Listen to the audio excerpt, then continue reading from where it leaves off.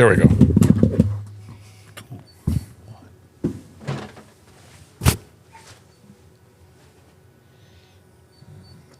Hi, everybody. I see you, Mr. Adam.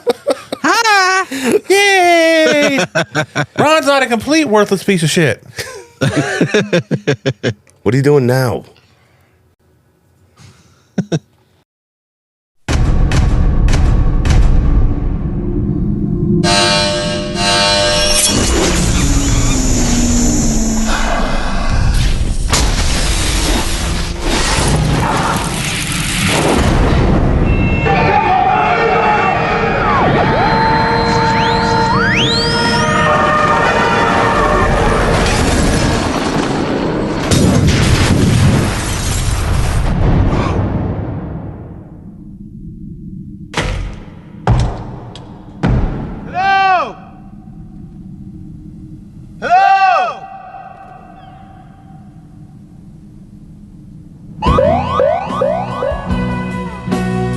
Who are you?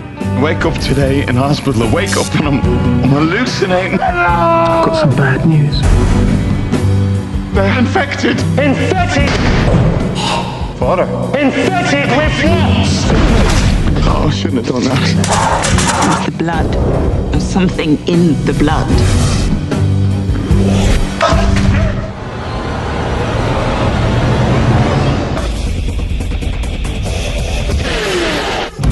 Lesson 1. You never go anywhere alone unless you've got no choice. Hello? Lesson 2. You only travel during daylight unless you've got no choice. This really is a bad idea. You know why? It's obviously a bad idea. We have to leave now. More will be coming. They always do.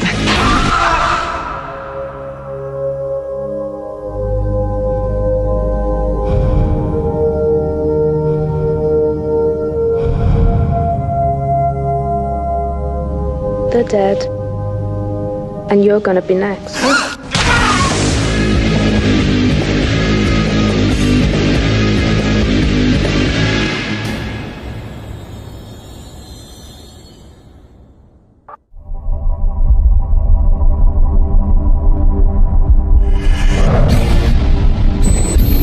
Welcome to London. We're heading into District 1. Although District 1 is completely safe, outside the security zone, London remains a wasteland. There are a large number of bodies still left to be cleared from the original outbreak of infection. We're nearly home. How old are you, Andy? 12. I think that makes you the youngest person in the entire country. Welcome back. And we wish you luck in your new lives. I missed you so much. This is what it's all about, gentlemen. Family starting again. Did you like it? It's amazing. Are you going to tell us what happened to Mum? The last infected human died 6 months ago. We weren't here 6 months ago. Have you come into direct contact with the infected?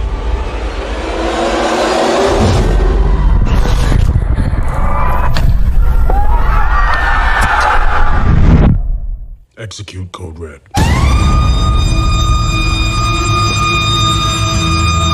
It's probably nothing.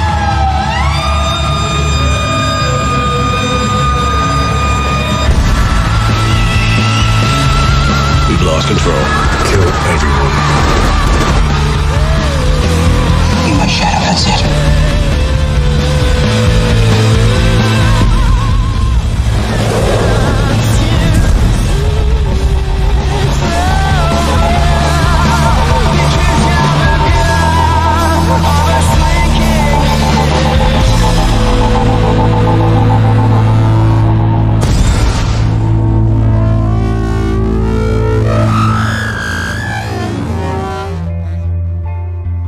Welcome to Barrel Age Flicks. This is Ron. I have been traumatized. And in the show we have... And this is Stu. I hate Ron. Also in the show... This is Ragnar. I'm so confused right now. And finally... This is Adam, and I'm their designated driver.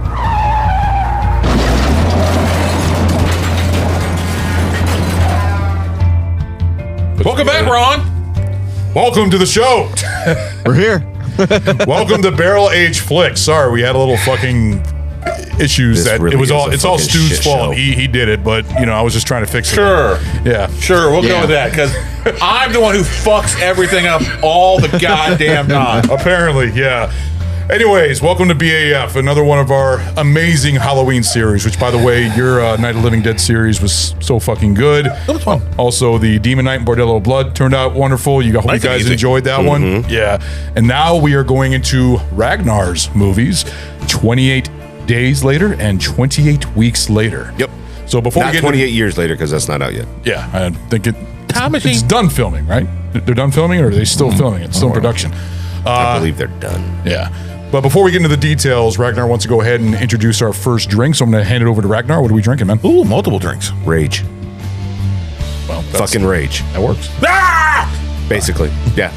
So, I did make this like last month or the month before, and it came out different than it did in my house than it is here, and I realized why, and that's because I used icy syrup instead of cranberry juice. Yeah. So That would be different. It is. Oh, dude, it was fucking very artificial, super syrupy. Oh, Did it make you mad, though? I was pissed. I was There pissed. you I go. fucked it up. See? I was like, I couldn't figure out that's the whole point. why this doesn't taste right. And Snow told me, he's like, well, you added too much of this. I was like, oh, okay. He was like, I put like an ounce in of it into the shaker. Like, that is a super amount, a lot. That's a fucking lot. Yeah. So, all right. So, ingredients, we got, using, everything is at 1 ounce. So we got 1 ounce of white rum, 1 ounce of whipped vodka. Ooh. Because that's what I had at my house. Okay. An ounce of triple sec, an ounce of sweet and sour, an ounce of orange juice, and an ounce of pineapple juice, and an ounce of cranberry juice. Yeah, very sweet drink. We'll find out. Yeah. Don't worry, I've got fucking rum and vodka over there, so we'll fucking spice this bitch up. All right. Ice cold, though. Nice and ice cold. All right. And Prost. Let's go. Prost. Cheers.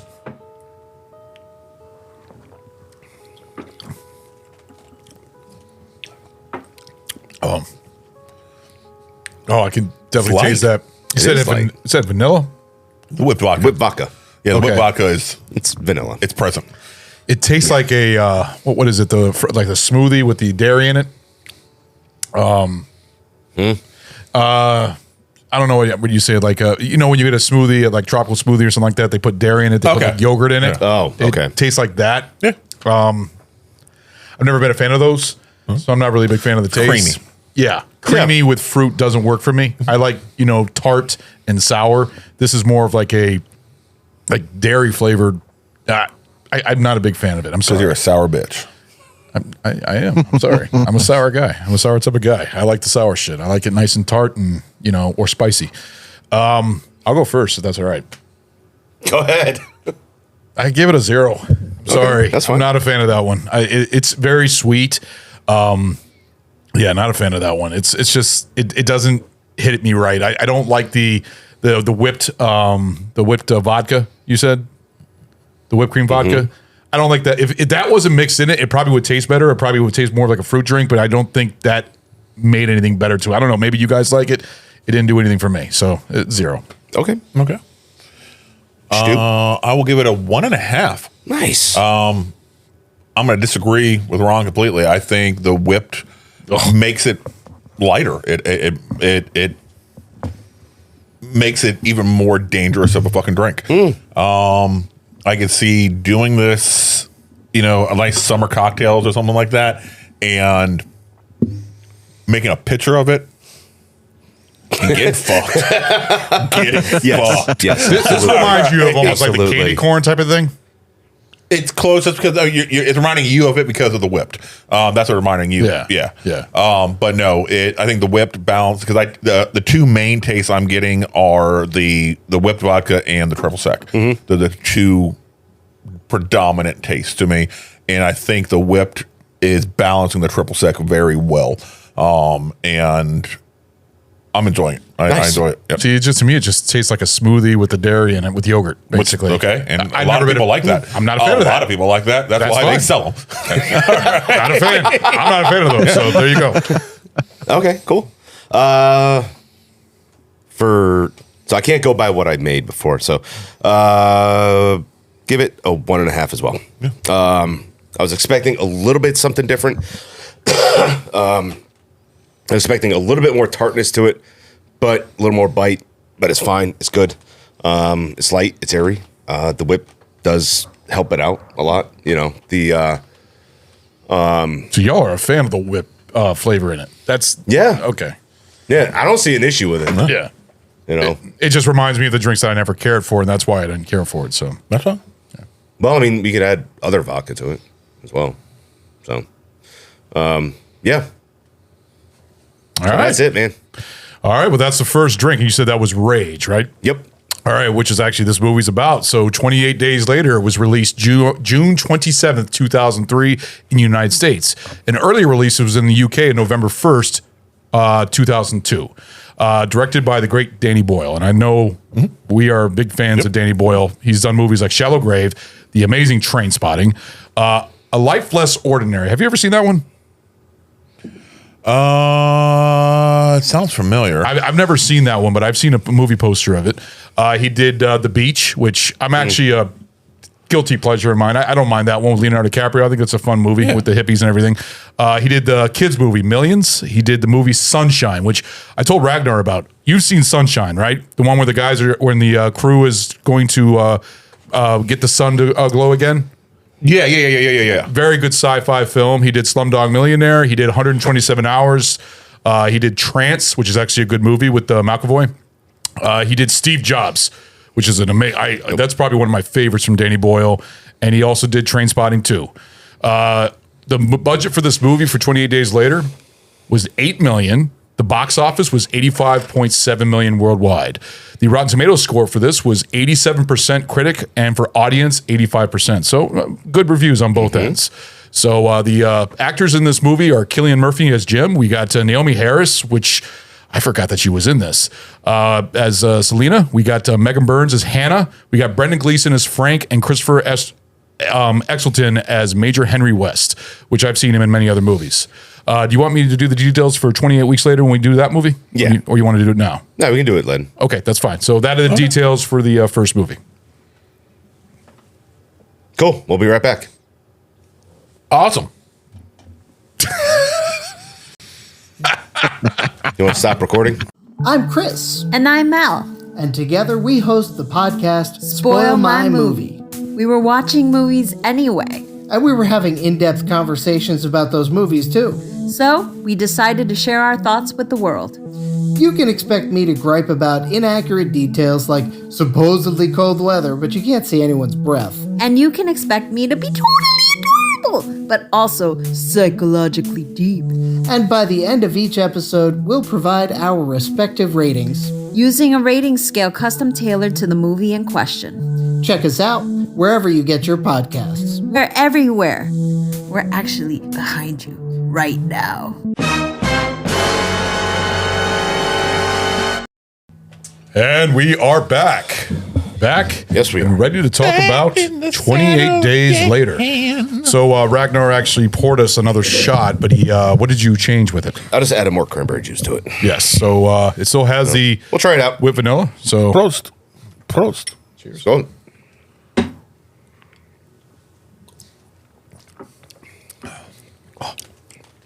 Does have a little bit more tartness to it. It does. I still have that whipped cream The taste. whipped cream is lower. It is, but you still taste it. Yeah. Yeah. Still, It's fine. Yeah. It's fine. Maybe. I think the first batch would be more dangerous. Yes. So You think the first one, but you just don't. You really aren't a fan of cranberry juice. not a huge fan now. Yeah.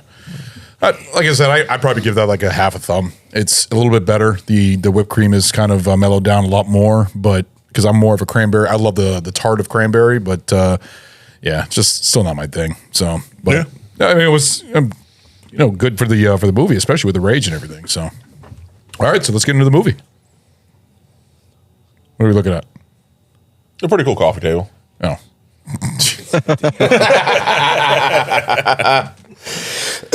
Yeah, no shit. Yeah, so 28 days and 28 weeks later. So standard bullshit. When did everybody see it? I saw 28 weeks later is, of course, never seen, but 28 days. I think I bought a DVD copy of it when it first came out because I was a fan of Danny Boyle from Trainspotting. And when I found out it was, about zombies, I was excited to see it. So, yeah, I bought it on DVD. Okay. I didn't see it in the theater or anything like that. So, Adam. 28 days later, I saw it for the first time yesterday morning. Wow. Okay. All right. Okay. Which, by the way, I think everybody had a hard time watching 28 Days Later. Yeah. So I had to make a copy of my movie for you guys to watch. Yeah, because it's fucking not out there. Yeah. So which was kind of weird because I'll talk about that in a second. When did you see it? I actually saw it over in the Sandbox. Really? English buddy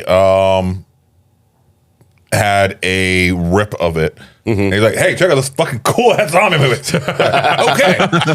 Fuck yeah. Yeah. I think I was gone when it came out, so I'm pretty sure I saw it overseas. There we go. And shit. So yeah. And it's either I don't remember when I saw it. Yeah. But like it just stuck. And so the reason that it's hard to fucking find. So a while ago, it used to be a thing when I would look it up. I'd just get a wild hair at my ass and I want to watch it. Yeah. And you'd be able to find 28 days later, but you can't find 28 weeks later. And now it's reversed. You can't find 28 days later, but now you can find 28 weeks later. So, and I think that's because the rights ran out for 28 days later. So it's not available anymore. So what I read, and could be completely wrong, so I think Fox originally had the distribution rights. The rights ran out on it because it was made independently. Yeah. All right. So in the UK. Yeah. So but Fox had the distribution rights X amount of time. It's now reverted back to Sony, who also Sony's got it now. Yeah, they have the rights to that, the sequel, and 28 years later. So it's believed that when the rights reverted back to Sony, they removed it from everywhere because they want to go ahead and make a better version, an updated copy, like a 4K re-release or whatever, and have it come out around the time that 28 years later is going to be. Okay. So this way they can So they'll be coming out with like a build box up the set. hype. Basically build like a box set. I mean, I could totally see that as being true. Yeah. But I actually love the way this movie is shot. Yes. Oh yeah. Because this movie is completely shot digital. That's why and digital was very different in the early 2000s. Like it wasn't as high def and like crystal quality. It was cheaper to use. Yeah. All right. Quicker to set up. All right. And for this movie here, It needed to be. because this is one of those movies to where you hear you hear movies say that this is a British film, right? Well, no, they're not, because it's not fully encapsulated in England and Britain. Yeah. This movie here, everything is shot in Britain, in England, in London. The entire fucking film, the cast, everything, is all fucking done over there. Danny Boyle was British, isn't he? Yeah. Okay, I don't know if he was Scottish or British because he did with Trainspotting that was all Scotland. So that's why I thought he was Pretty sure he's English. You might have to look that up. I don't know if he was Scottish or no. I think he might be British. I think he is British because I've seen him when he accepted his Oscar for Slumdog. I think I remember his accent. He's a British filmmaker. He is? Okay. Yes. Thank you. So that was the reason that they shot in digital. One, it was cheaper. It's easier to fucking set up. Yeah. And for a lot of these scenes, they needed that. Yeah. Because they literally shut down the M1, which is their For a tiny, which is their main roadways. but for a tiny period of time. Yeah. Yeah. Well, They did a good job they at it, had though. to. Yeah. They had the entire opening scene. That's amazing. Which this will tell you exactly about the fucking movie right here. It's a little long, so just fucking bear with me. Bingo.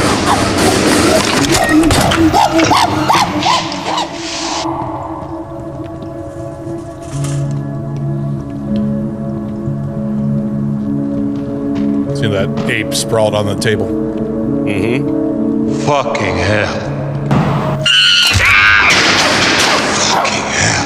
Fucking hell.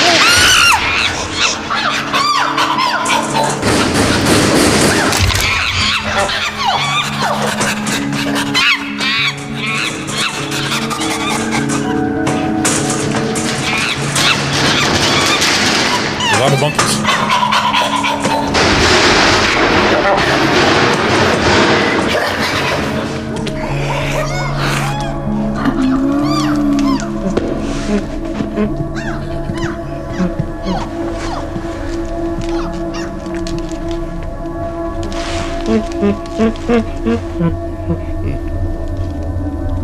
This is the one that's strapped up. Yeah. Right now. They look so helpless too. That's the thing until they let one go. Because aren't they like animal? God. Keep your shit rights? together. They're animal activists. If you want to get them Yeah. out of here. I got both these They're no fucking problems. eco-terrorists. So get to it. Okay. Yeah. Yeah, basically. They're fucking fun. Oh, it absolutely fucking is.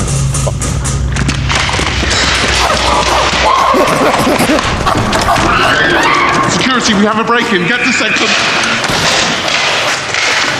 I've seen that guy in a movie before. I just don't know what it was. He's been in a handful of movies.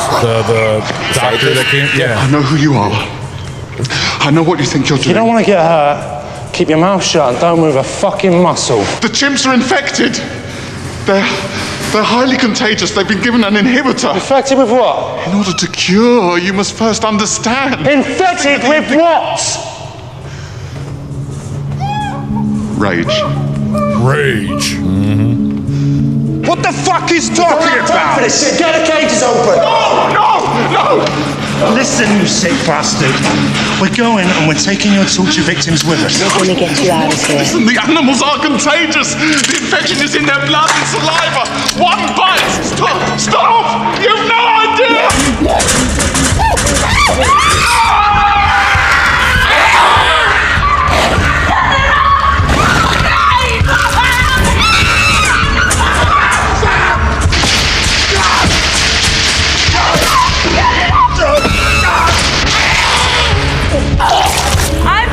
Feel that blood curdling right there.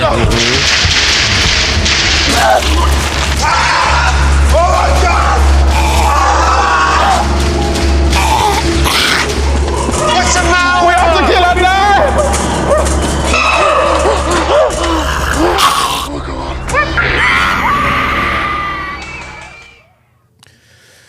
Yeah, see, the only thing I never understood about this was, I don't remember if it explained in the movie, was it a man-made virus or was this a virus that they found in the apes? So it doesn't explain it. Okay, that's what I was curious about. I was wondering, maybe they'll come up in a third movie or something like that, but Danny Boyle explains why, his inspiration for it and such, and I'll get to that in a second.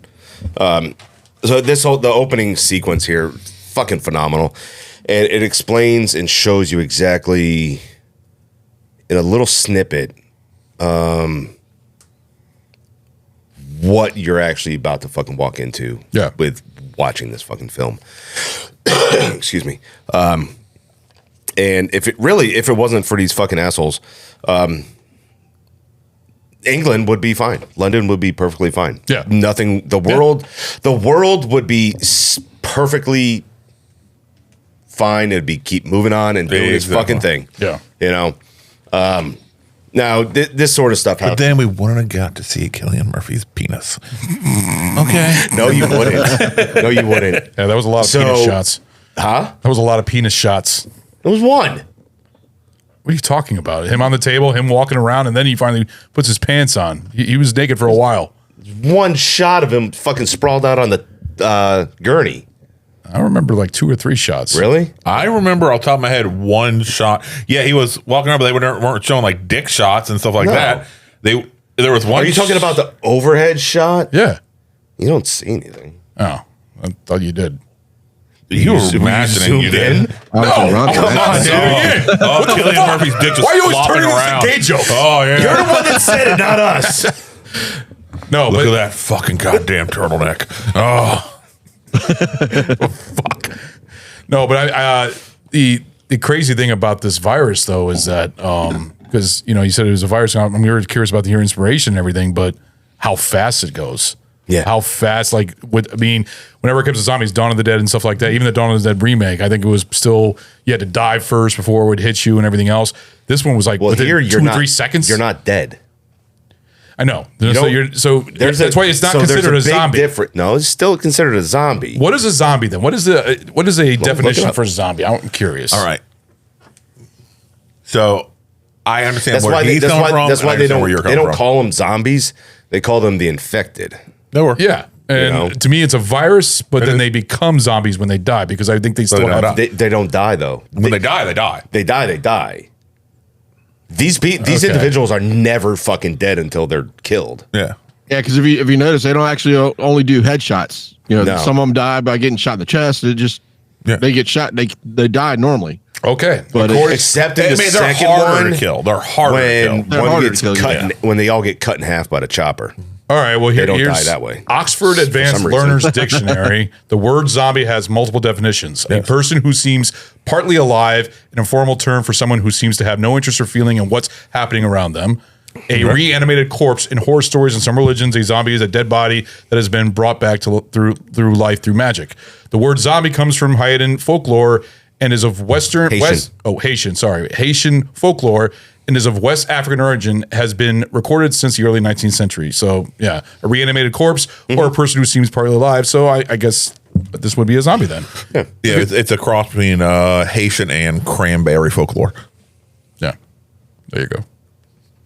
Jeez, what the fuck, dude? You don't make it fun. Oh, shit. Come on, that was fucking creative. It was. Right. It was. Zombie. So we talked earlier, just a little bit ago, about them basically shutting everything down. Yeah. They had there was 2 hours, a 2-hour time limit from 7 a.m. to 9 a.m. for that opening sequence. I'm sure people were pissed. 10 cameras. All right, they had 2 hours. 10 cameras set up to shoot that. You know how much footage they got out of it? How much? 1 minute of usable footage. Why?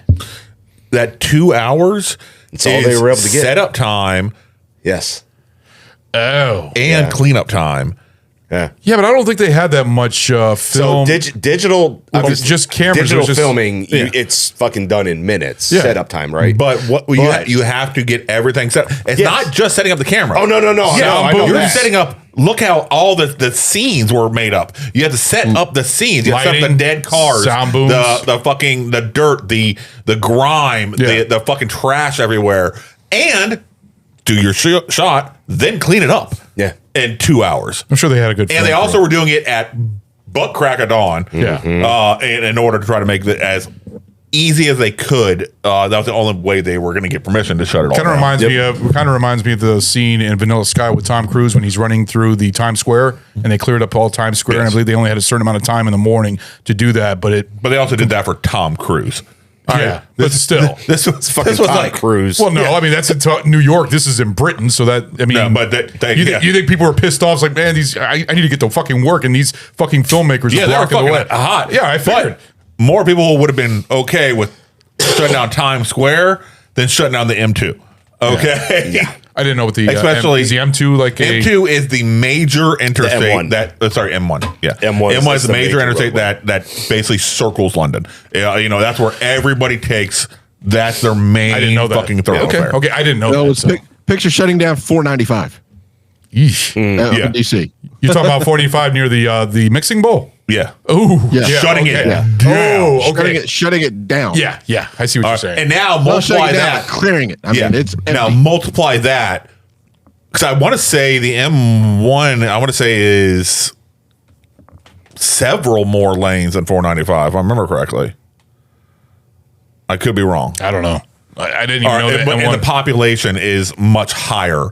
Yeah. In London that I would say DC is. Yes. Yeah. So M1 motorway. But in the game, they only shut down a small section. They didn't shut down like It's over 193.5 miles. Oh shit! So M1's basically just like an interstate. Yeah. Okay. It's the main interstate in Britain. But they don't have interstates because they don't have states. Different. Yeah. So they don't have stuff to go in between states. Yeah. Why the fuck does Hawaii have an interstate? I was just going to say I was thinking the exact same thing. Why does Hawaii have an interstate? It's fucking bullshit. They have the H1, the H2, the H3. Yep. It's very simple. Yeah. To understand. But they shouldn't be a part of the fucking interstate system. I remember when Alaska at least connects. All right? That fucking rolls. When I transferred from Hawaii to Virginia fucking years ago, had my car shipped, had both of our cars shipped from there back here. And when we landed, went to go pick up my car. Yeah. The dude saw the paperwork that I was coming from fucking Hawaii. It's like, did you guys drive here? I swear. I can't. Snow can attest to this. I can't make that up.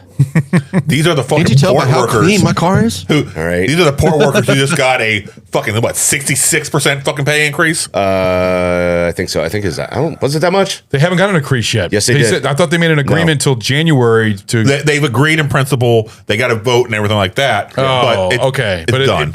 Okay. I didn't know that. See, I thought it wouldn't. As long as the vote's going to go through. So that's everybody's back to work. Fucking what's his They're name going to pay more wants. money than everybody else. I mean, it's fucking. They're getting a $4 raise per year for the next 6 years.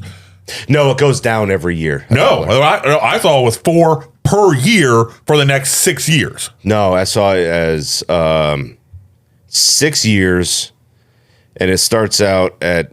It goes down $1, I think. No, because what I read is that they wanted. I saw one of the union reps talking to the guys about it. What I saw, so they originally wanted, the union wanted 5 per year for 6 years.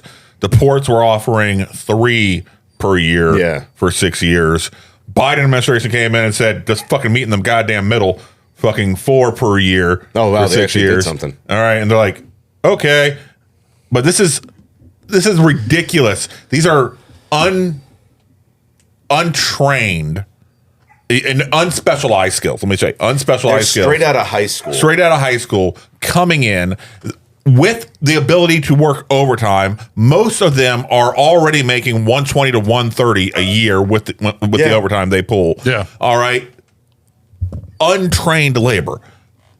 And without overtime, you're looking at fucking 90. And they think they deserve. They thought they deserved a 77% pay increase. All right, that is ridiculous. Oh, they got their way. Fuzz, fucking the union rep that the old fucking dude. He's the one that brought all that bullshit up, and he's the one that's been fighting, telling that fucking his guys need more money for all of this fucking work. Yeah, that's fucking, and this is why. This is fucking why shit is so goddamn expensive. Yeah, and it's gonna be worse. And then they get pissed off. I wonder why we're going to automate as much as we fucking can in those places. Mm-hmm. Yep. Well, maybe if we weren't having to pay the Long Beach terminal, $1,000 an hour for the people, maybe it'd make more sense to keep people around rather than fucking robots. Yep. That's why the Long Beach terminal is fucking automated, except for a handful of fucking cranes. Yeah. Because somebody posted a dude was working there, and he was in the big top crane. And the carrier ones, they're all fucking automated and shit. There's nobody running them at all. Yeah. And this is why right here, because they just keep demanding more and more and more. No, don't get me wrong, it's hard work. It's manual labor a lot of times. Hey, cool. Understand you're out there in the fucking weather. Okay.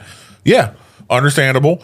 But then you fucking this bullshit. All right. I don't see the point of paying you $40-some an hour, $50-some an hour. Yeah. That's some fucking bullshit. Yeah. For right out of goddamn high school. Fuck you. Fuck you. You're making what goddamn you're making what 3, 4, 5 times what the fucking military is making? Fuck you. Yeah. But they got their way.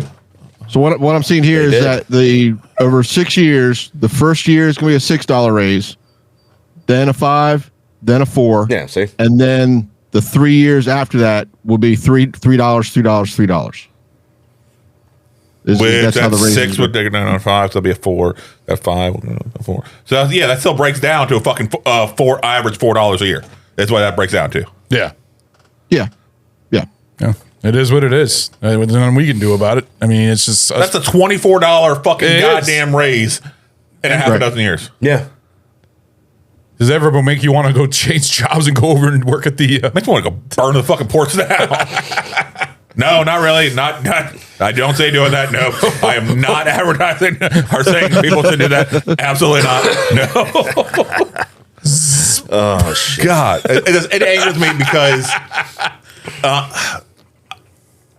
I can just go on a tangent about unions. Right, I'm sorry. don't. I'm not. I'm sorry. All right, so back to the movie. 28 days later. All right. So it's the rage virus you infected me with.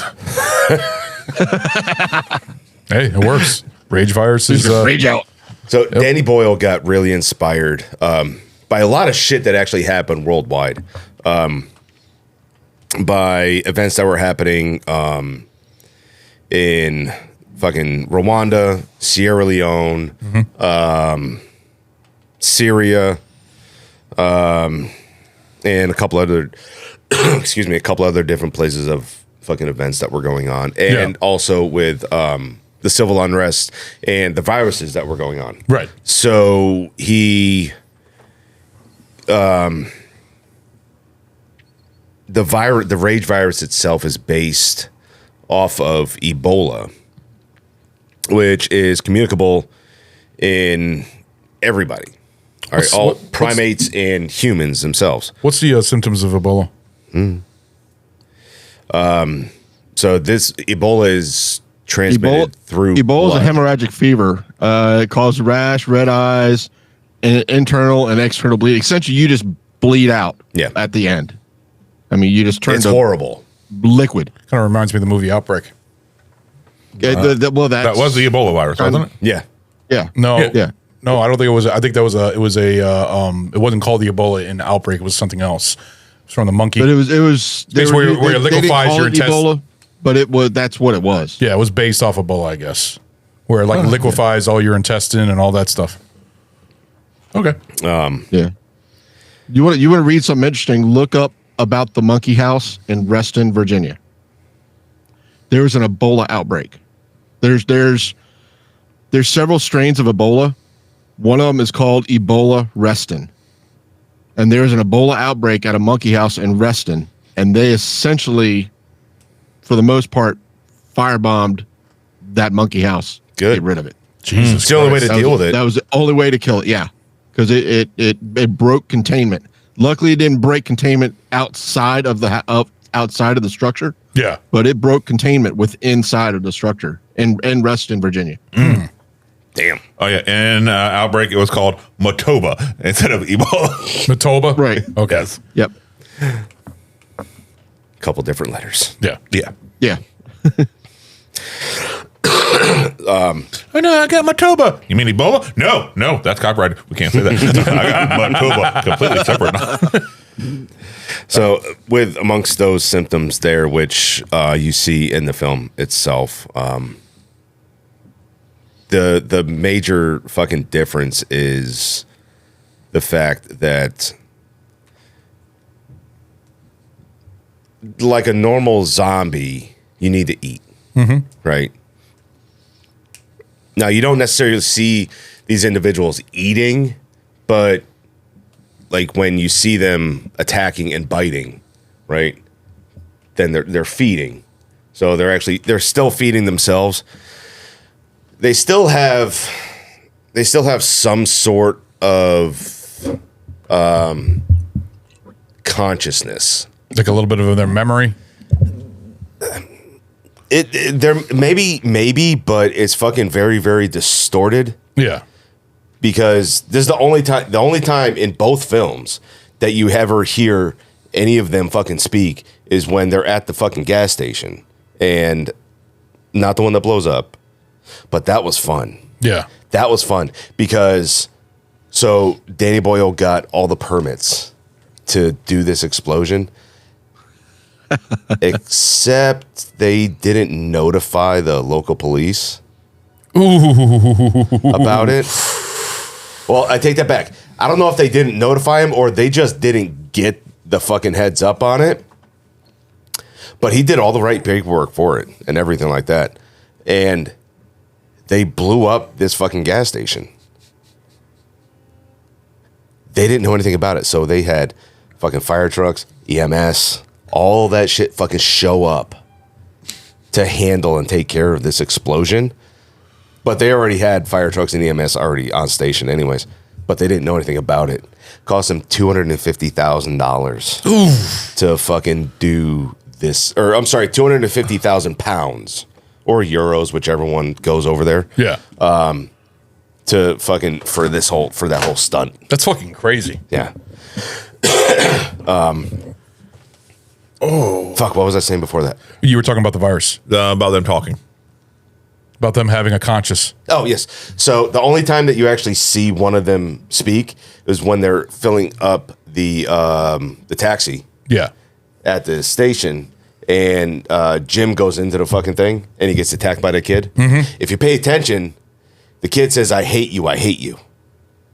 Yeah, yep. Mm-hmm. That's the only time ever. So their consciousness is anything more of hatred or something like that. Something where they, whatever they're, because it kind of brings all your temper, your anger all up to the point where you're probably not even thinking perfectly. You just want to kill. Like, I mean, like a beating base, almost like a gorilla on somebody, like beating them down, moving around. I mean, I don't see them. That's the thing. I never saw them eating. I saw them biting. But biting doesn't mean that they're eating. It doesn't mean that they're not. Does Danny Boyle say anything about that? That they are biting or trying to eat? Oh, okay. No, it's open for interpretation. Yeah. Because they do go through a time of trying to figure out like how long it takes for them to starve. To death. You know, they say what? And say what? 5 weeks. Is what they said. Oh fuck that time by week 5, I think it was everything 5. Starved, which would make sense that it'd be an accelerated starving because you can last longer than that as long as you have water. Yeah, potentially because your body's burning more calories in that rage state, so it makes sense. Yeah. So they're never. Point, I don't know how much they were actually eating because. Yeah, the virus made them all angry and shit like that, but I don't see how it would have changed what the digestive abilities of the human body would be. And if you eat a bunch of fucking raw meat, you're gonna you're gonna do that no matter what, anyways. Yeah, I mean, but so you aren't gonna be able to hold that stuff down and to the point of actually sustenance. Yeah. Because they're not out there cooking the fucking food. Yeah. They're out there fucking, over the fire. So no, you do have a point though, because because technically that would kill them also, wouldn't it? I mean, basically eating. Maybe that's why they're throwing up like those random ones will throw up all that. They're throwing up blood because it's not. But maybe that's because all the stuff they take in, like where they bit and try to feed on somebody. Yeah, all that stuff that came into their mouths, so they're just maybe so. Yeah, that's not explained anywhere that I've seen. Yeah. So, Danny Boyle did do a good job. And all the raw footage that you see, the monkey watching, it's all made up, obviously. And he did a very good, some of it, I take that back. Not all of it is made up. Some of it actually is real. But he does a very good job of avoiding a lot of the death and bodies. I think there's a couple scenes that were in there where one dude's hanging and they're fucking beating him. Then the rest of them, it's all staged. Okay. Just for the film itself, because he actually did want to. He actually did have a conscience about not taking actual real raw footage from these different countries. A lot of this shit actually does fucking happen. Yeah. That's where he actually got a lot of his.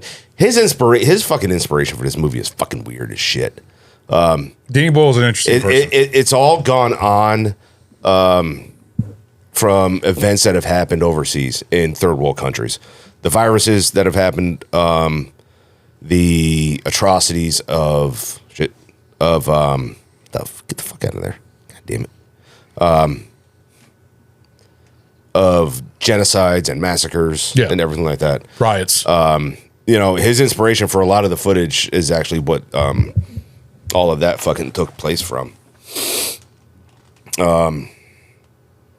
What was nice about it was he only had 2 big name actors in this fucking film. One was Brendan Gleeson, and the other one was Christopher Eccleston. He's the one who plays. Is that how you pronounce it? Yeah, Eccleston. Oh yeah. He's in a lot of movies. The one movie that I actually loved him in, he played Norfolk in Elizabeth. I don't know if you ever seen that one. Nope. Oh yeah, he's really good in that as Norfolk. You remember that, Stu? Mm-hmm. But he's also in a lot of other a lot of good movies. I just can't name all of them. That's the thing. He was Doctor Who. He was Doctor fucking Who. I don't watch Doctor Who. He was Doctor Who. He was the one who brought back fucking Doctor Who in the modern. He's the first Doctor Who of the modern era. Okay, see, I didn't know that. Yes, I didn't know that. When they rebooted not rebooted, when they fucking restarted Doctor Who. Yeah. Fucking years ago, he was the first fucking Doctor that they had. That's crazy. I didn't know that. Interesting. Now Brendan gleeson. He's been in a lot of. I mean, before that, he was Braveheart, Gangs of New York. Mm-hmm. That was all before that and everything else. He's always been and also his son is also a good actor too. I know his last name is Gleason. I don't remember his first name. You know, Jackie. Yeah, Jackie Gleason. Yeah, of course. That tracks. Jesus Christ, totally does. Yeah. I'm not gonna lie. That scene sucked with Brendan Gleeson though. Why? The fucking part when the fucking blood landed right in his eye. You kind of felt sorry for the fucking guy. Yeah, but it made it more awesome. It did, but it made it more humanizing. Yeah, for you as a watcher, and to actually see like you may not have fucking liked him, you may not have cared about him, but like it made it more humanizing to see this individual who was actually a caring person, who literally he did not want to leave his flat because if something happened to him, then his daughter Hannah is completely fucking alone. Yeah, So he stayed put to, I guess, maybe wait for somebody else to see if somebody would come by. Well, a better opportunity presented itself. Yeah, he was on the roof and he had all those buckets because he was trying to collect water and learn. That's never going to work. Yeah, it's never going to. And he didn't know why. Here's the reason why. You're on a tar roof. There's no moisture there. The reason it works. If you take buckets and put tarp over them, it only works if you have soil. Yeah, on the ground for the moisture to gather up in the tarp, and then because the moisture from the ground gets heated, it comes up and it's being caught and it's being evaporated. Yeah. Yes, and it comes back down to the buckets. That's the only way that fucking works. Yeah. Well, I think he was hoping to catch rain because he literally said it had rain. But he was also trying to catch the water with the tarps. Yeah. The one basket I didn't fucking like in there, though, they had a fucking laundry basket up there. I saw that. I'm like, you motherfucker, fuck you. Laundry basket with holes? Yes. Yeah. They had the fucking holes all over the place. He was trying anything. What the fuck was he going to do with that? Maybe about an inch of water at the bottom. No, got an inch of Unless it's the one with the fucking holes on the bottom. It was all over the place. Well, fuck, dude, that's just like the people who take laundry baskets. Fuck me, shit. That's just like the ones that take laundry baskets to gas stations and shit and fill up them up with fucking gasoline. They're not any fucking smarter. Those are idiots. I just don't understand why he even bother. It was a spare. Why would he just threw bother? Something up there for shits and giggles. Yeah. I would have thrown it off. I would have thrown it off the roof. If I carried it up there with everything, I would have thrown it off. Honestly, just to throw it off the roof. All right. Yeah, but See if it hits anything. Do you think they had more fun though when they were out finally like driving off, especially doing that little shopping spree inside the grocery store? Then running for their lives? Yeah. Yes, absolutely. Yes, 100%. I know, but would you be? Do you know how long it would have taken that old man to fucking put all those shopping carts there? You know how fucking long that must have taken him? God damn, all by himself, because he wasn't risking the girl going down there. Probably not. And helping. Oh. Using that as basically like a barricade. Oh. I'm sorry. I was just thinking about that. That was that's a cool, a lot. That was a cool shot, though, seeing the zombie fall through the stairs. Yeah. When he was going up. Just bouncing all the way down. It's like ding, ding, ding, ding, ding, ding. Pinball. Yeah, there you go.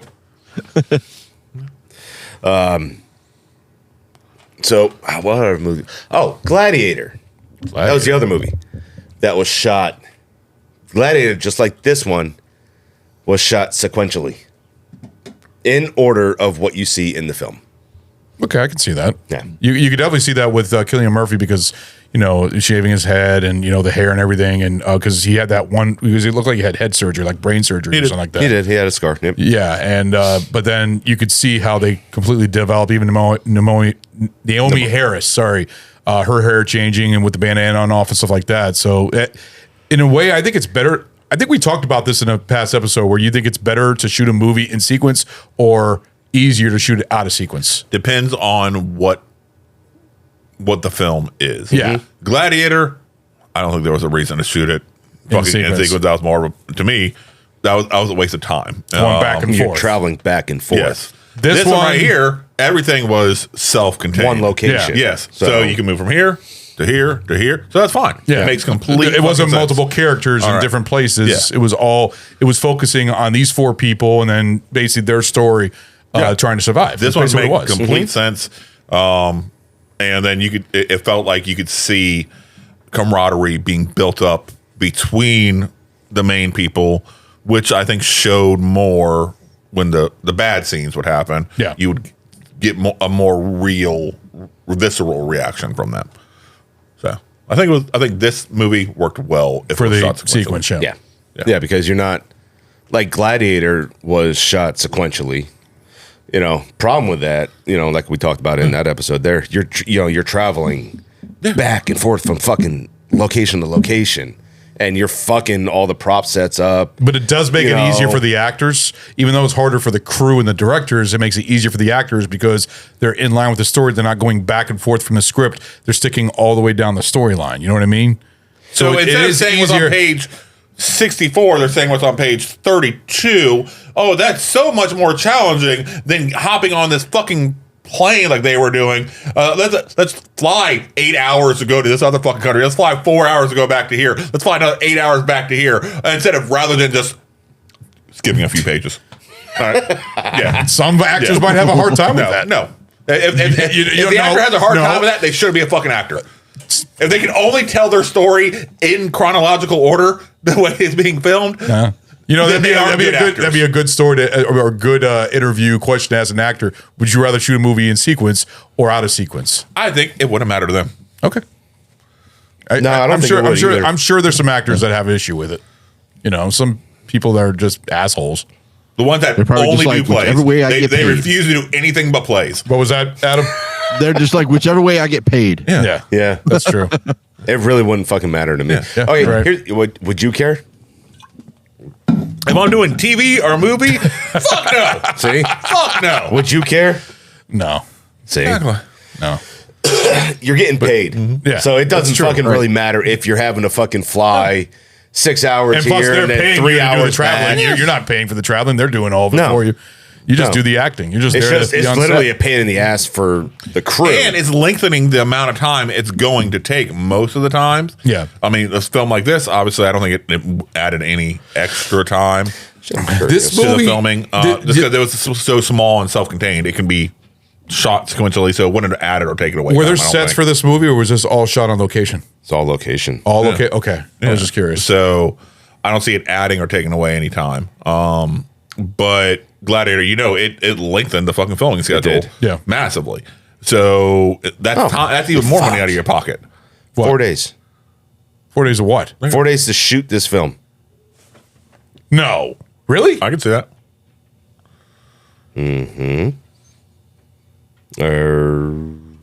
Hold on. There's no 4 days. I could say maybe No, 2 hold on. weeks. Shot in. Hold on. This is one thing saying one thing, another saying another. right. One thing said 4 days. Began on September 1st for 9 weeks. For a 9 week shoot, but prior to this, 4 days were shot. 4 days were shot in July. Okay. Filming the scenes of Jim in the deserted streets of London. Okay. Okay. I can see so that. 4 days so for 9 that. weeks. Yeah. All right. Yeah. So 9 weeks. Yeah. 9 weeks. Nine weeks. That's quick. But they filmed that It is. first, though, right? Because it was in sequence, you said. Yeah. That just said July to September. Okay. Yeah. Okay. All right. I missed that. Yep. Plus, I'm assuming July in England, better shooting than September in England. And trying to get those outside shots and everything. What is September in England? What, a lot of rain? I would just feel Wet and it'd be cold. shittier. Oh. I would assume so. Which, jumping ahead, when they're actually at the barricade, so that took how long did he say it took? I think he said that took fucking 4 days to shoot, and I would assume a lot of had to go to building up that barricade. The barricade with the shopping carts? no. Which the one barricade? where they had to go to Manchester. Yeah. Oh, okay. The military barricade. Yeah. Okay. That felt like that took a while to set up and I'd assume clean up. Yeah. He said he was wet and shirtless. He was actually shirtless for like 33% of this fucking movie I saw.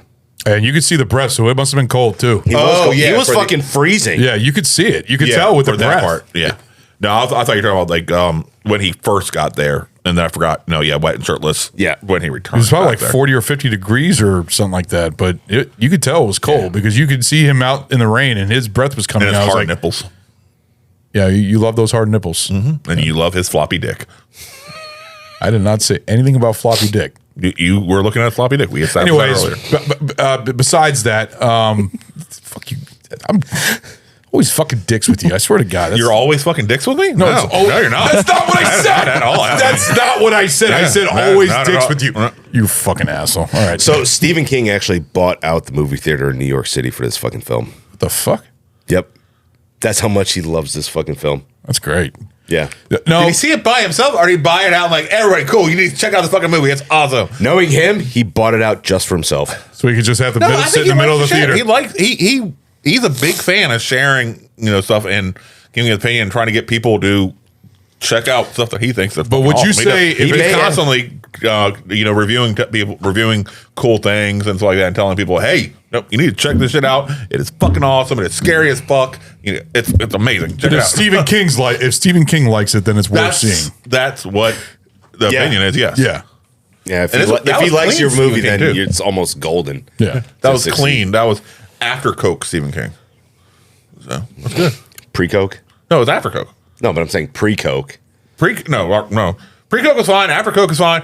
On Coke, that's a different Stephen King. Yeah, but you think that's a different Stephen King. But would you think he agreed that this is the best ending? Some different books. Huh? You think that he would agree that this is the best ending because a lot of movie, the ending to this movie compared to.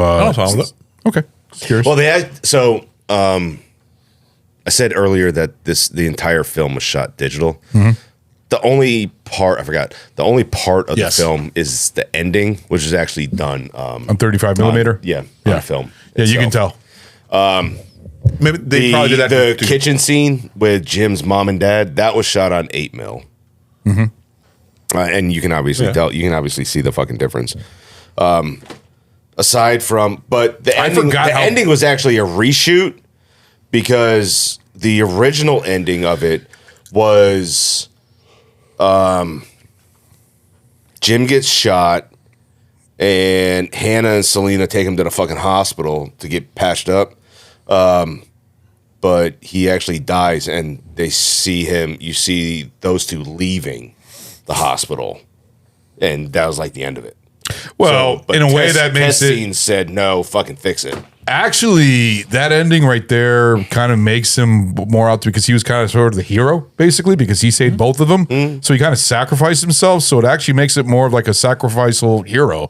I actually don't mind that type of ending. I don't see him sacrifice it like he sacrificed his life to save. Well, I don't see him sacrificing himself though.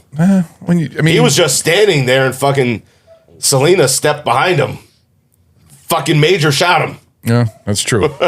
I don't really see him sacrifice she almost himself took a for that. machete. He did risk his life. He knowingly risked his life to go back to save them. Risking, yes. Yeah. Yes. He didn't make the conscious decision, I will die so you will live. Yeah. No, he kind of got fucked. He's also brave as shit. Yeah. Walking into Naomi Harris is about to hit him with a fucking machete. She knew. She knew. It was close. I mean, because she knew. He could have been. He could have had rage. She was thinking about killing him. She was thinking about killing him. Yeah. She was. Don't have to worry about him raping me. But he was thinking about eating her. Yeah. Yeah. Mm-hmm. Rage. It's pretty impressive how he was able to do all that while being gut shot. No, this was before he got gut shot. No, but I'm talking about after he got gut shot and he was still able to fight off and do everything that he did. Yeah. No. Yeah, he was. He didn't get gut shot right then. He did still was fighting. No, he didn't got shot. No, he got not when he got shot right in front of the car, and then that was it. The girl grabbed the car before that. No, didn't the girl grab the car and then backed it right into that? Hannah was in the driver's seat. Yeah, and the major shot him because he said, "You killed all my boys." Yeah, I he remember shot that. Jim. Yeah, he didn't fight after that, and then Hannah. Okay, I thought he got gut shot earlier than that. No, because then Hannah he almost did.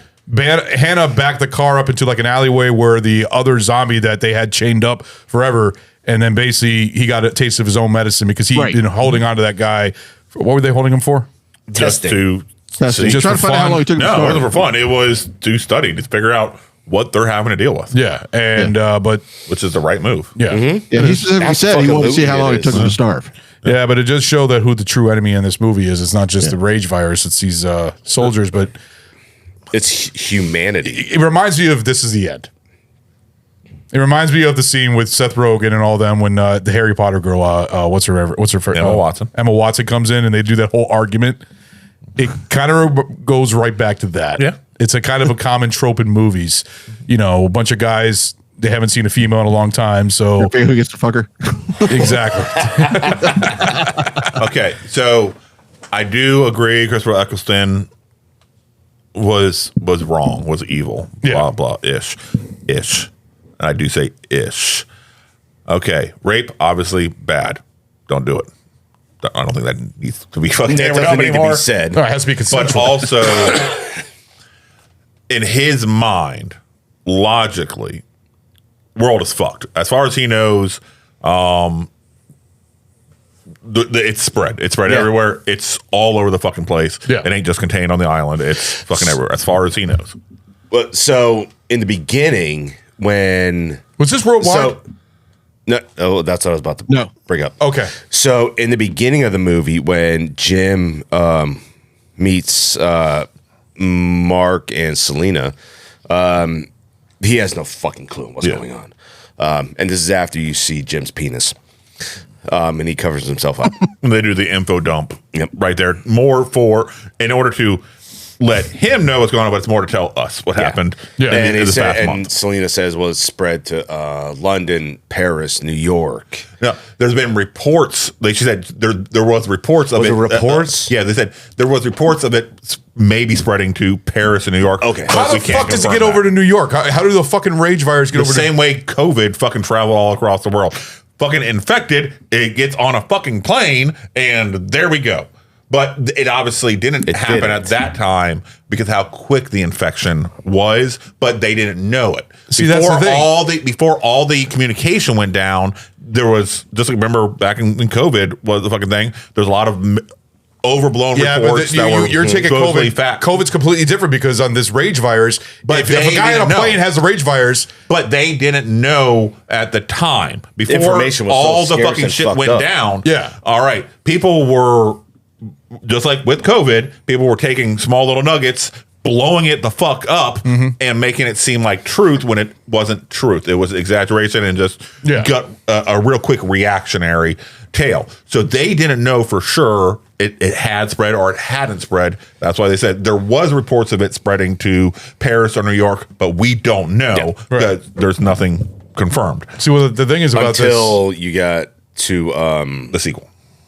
Well, no, until you got to the military outpost And the Major even said that like it hasn't gone anywhere overseas. I don't remember him saying that. Yeah. Yeah, when him and Jim were sitting out front or wherever they were fucking sitting. On the top of the roof? They were never on the roof. Him and Jim. The Major. Oh, I thought they were on the roof. Oh, okay. Yeah. No. Where were they, by the way? Well, we'll talk about it when we get a castle. movie. Okay, I didn't know if they were in a battleship or something like that. What?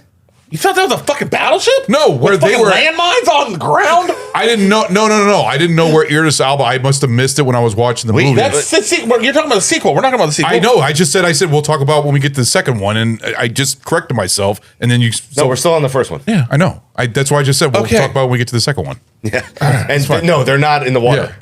Oh, They're on I didn't land. know. Well, in the second one. Don't tell me you didn't know that. You didn't know that they were on land. I didn't know where they were. I don't know where. I Fuck missed, sakes, Ron. I missed it for some reason. I missed where they were at. Did you not watch the movie? I did watch the movie. We'll get into it.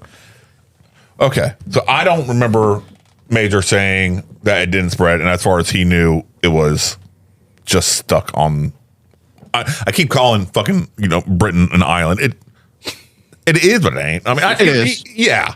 All right. Yeah. So that changes my perspective then. So it's just a if UK he virus. knew that it was contained. I didn't remember him talking about that either because I didn't think Jim realized it until he was laying on the ground and looked up and saw the plane. That's what that's when he realized that it hadn't spread. Yeah, that there's survivors. There's hope. Yeah, but do you think that this virus? I took it as the Major's point of view was it was kind of going to be up to them to rebuild society. Well, that's the way he made it seem. And so, which I'm saying, so yes, rape, bad, or evil, blah, blah, blah. But also a necessity of rebuilding society. Yeah. It's fucked up. It's horrible. But it's either that or humanity dies out. Yeah. As far as the Major. Yeah, but as far as he knows. But let me ask you this. Yeah. So then I can't. Yes, he's bad, but also he's making the really tough decisions, and he's doing what has to be done for the morale of the men to not start their shotguns. Yeah. All right. Which one of them, Jones, he reason that he made that recording was because of him. Yes. Because just like you said, he's gonna fucking blow his brains out because he is hopeless. There's no hope left. Exactly. Around. So yes, Christopher, and I thought Christopher Eccleston did amazing. He did a great job. Amazing playing that torn up fucking role that you could tell he cared about his men, but he also cared about humanity and the future. And so, do you think he was evil then? That's what Or do you think it's more of like a? It's fucked up. It's kind of a fucking. It's fucked up. Tough thing to pinpoint. Really, I think it's a good question because think of this. All right, you would be torn. All right, knowing that by your own accounts that humanity is gone. Right. Right. So as far as you've been here for weeks, right? And nobody else has shown up. Yeah. And these are the first people that have shown up. So is this possibly the last bit that's left? It looks like it by seeing the way these people are coming out. Yeah. So, is it your job to restart, rebuild? But the way that they did it was probably not the right way to do it. Not saying it was. Not saying it's the right way, not saying it's the wrong way. But if they even brought it up to their attention, like they're all sitting at the table about to eat dinner and says, so how about you got an idea. We need to rebuild humanity. Are you okay if we have sex with you? I mean, okay. How would okay? I mean, what is it there to do right there? Let me ask you. It's a fucked up question, and I understand it's a fucked up question. Yeah, but it's a similar moral quandary. Okay, so there's some terrorists that if you don't kill, they are going to nuke a city. Okay? You know exactly where they are. All right, they are in a very protected building that you have no chance of getting men on the ground in. Right. Okay. You can take them out with missiles. Yeah. They've surrounded themselves with children. Oh, Jesus Christ. Oh, you this, know this for is a not fact. hypothetical. Yeah. You Just know so you for know. a fact. Right. They They are going to nuke a fucking city. Yeah. All right. You know for a fact, if you fucking fire missiles, you're killing kids. What are you doing? So that's plan A. That's plan B. I choose plan C. Okay. You don't have time to fucking give them a bunch of goddamn fucking blowing up pagers or something like that. Bullshit. Yes, I do. Damn it. No comment. Huh? No comment. It's you have to choose a lesser of the two evils. They're both evil. They're both horrible. But which one's the more evil? Killing kids or killing humanity? Kill 10 to save 1,000. Yeah, and if you in that city, it's gonna be a fuck ton more kids than are in that building. God damn. Look, that's a fuck question. Innocent lives have always been shed. Yeah, no. I understand. I understand. And you would, times of war and probably a lot of people would make the answer, yeah, kill the kids. It's fucking horrible. It is absolutely horrible. Yeah. But it's a tough decision that had to be made. Right. So Just you're throw saying an that goes EMP in with in there this, and you're fine. Exactly. Make that decision to rape these women to bring back humanity. It's horrible, but it's for the survival of humanity.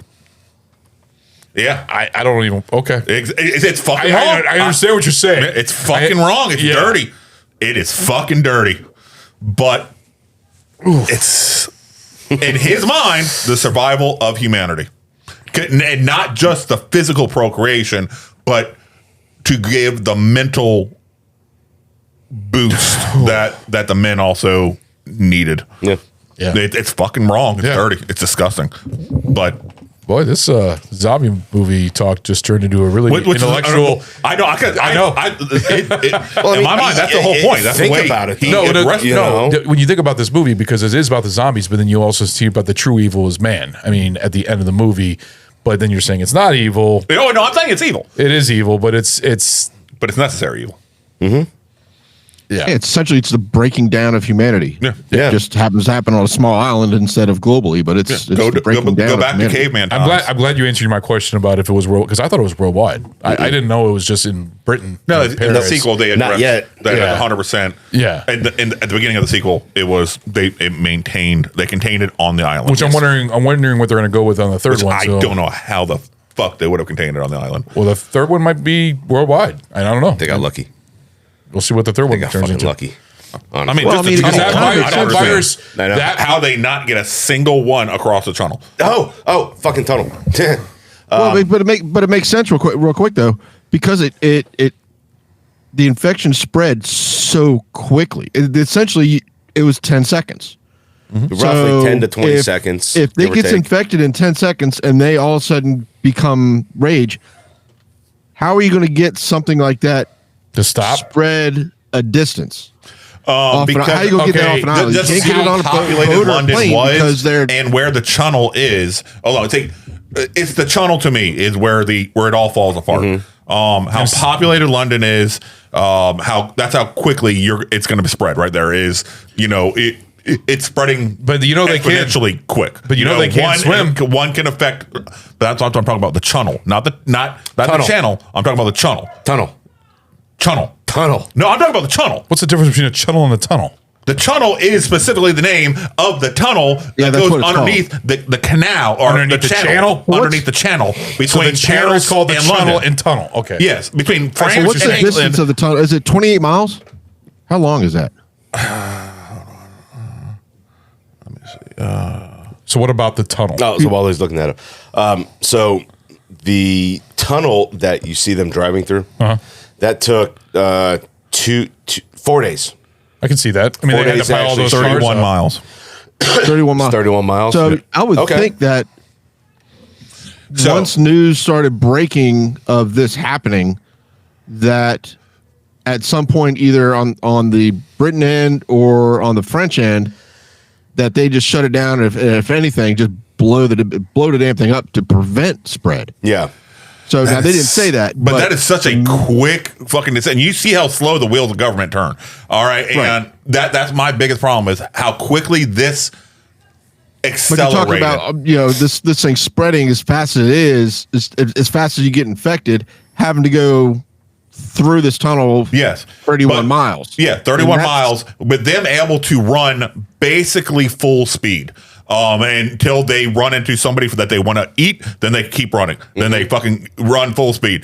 Their adrenaline is not making them slow down because they get tired and shit like that. I was wondering if they have enough thought. If there's enough thought to say, if we go through this tunnel for 31 miles, to me, they're going to hear. They're just going to hear people freaking out, trying to escape the tunnel, and that's where they're just chasing sound.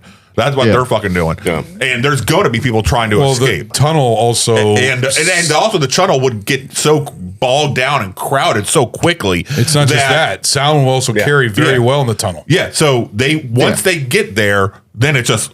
it's a feeding tube. Yeah. All right. It is a fucking death tunnel. All right. And you have to rely on the other end. You have to rely on Paris being able to get the news, understand the news, and make the conscious decision.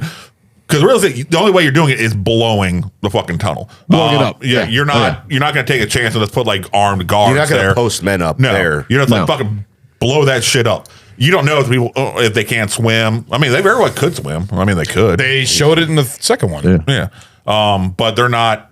Did it show them swimming or were they just waiting? It looked like they were swimming. Yeah. I mean, it looked like they were. That's what. No, the second one. No, they were just waiting out. They weren't swimming. I didn't know some swimming. They weren't swimming. They were just kind of wading in the water. Yeah. Because that little channel there, it's not that fucking deep. No, I know. It's probably like only like 4 or 5 feet or something like that. Or maybe so they're not going to be, they're just going to kind of float. Yeah. You know? So, I mean, to me, that'd be. going to have little waders on and float. Yeah. That's where the only thing I thought it was so unlikely that they didn't have something happen on there. Or worst case scenario, there's boats all the fucking time, fucking raids getting on a fucking boat and a boat, infecting all over the boat, and then that boat just going wherever it's going to go. Yeah, just floating along with dead crew or raids infected crew until it makes fucking landfall, and then bam, everywhere there. So. Well, you see, so I'm thinking about the birds. I'm surprised they never made the leap to the birds.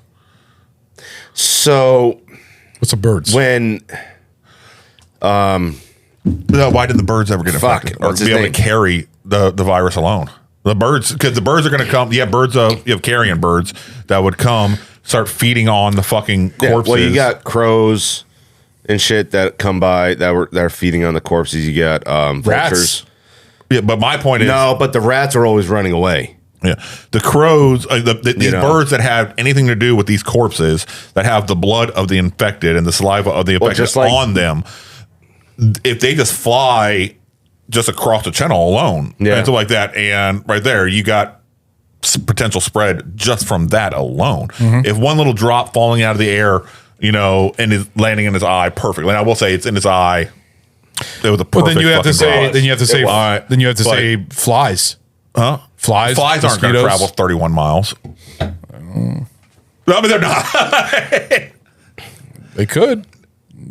I don't think they can. Or mosquitoes? I don't think mosquitoes can fly 31 miles. Oh, okay. They're not going to. They stay. Yeah. They stay local. So, but birds, they would. I know birds cross the channel. Mm-hmm. All right. So, all right. Anyway, sorry. That's a lot. Random tangent. It's interesting.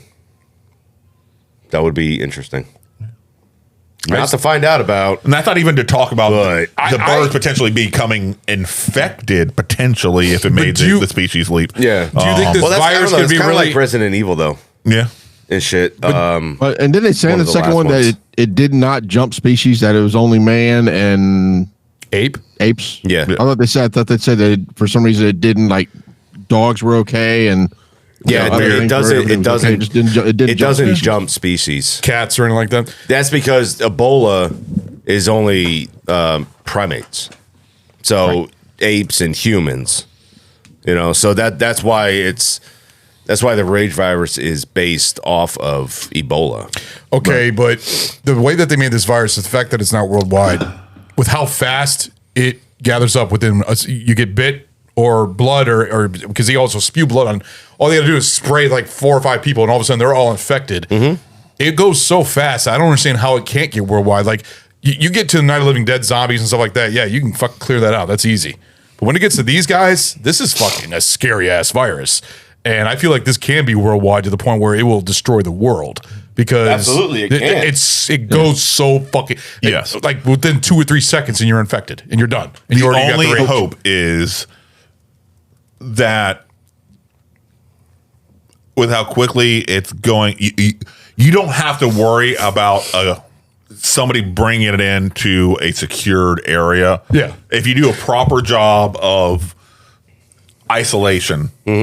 So like that, you don't have to worry about an unknown pair, except for like the Typhoid Mary bitch. Yeah. You know, in the second one, even then they're like, she's a fucking carrier. She's not immune. She's a fucking carrier. We can tell. She's just no symptoms. Yes. Yeah. All right. So no, your worst viruses are the ones that have a longer incubation period. Yes. That's what I'm saying. You don't have because you don't know they're sick until it's too late. Yeah, hours or days later.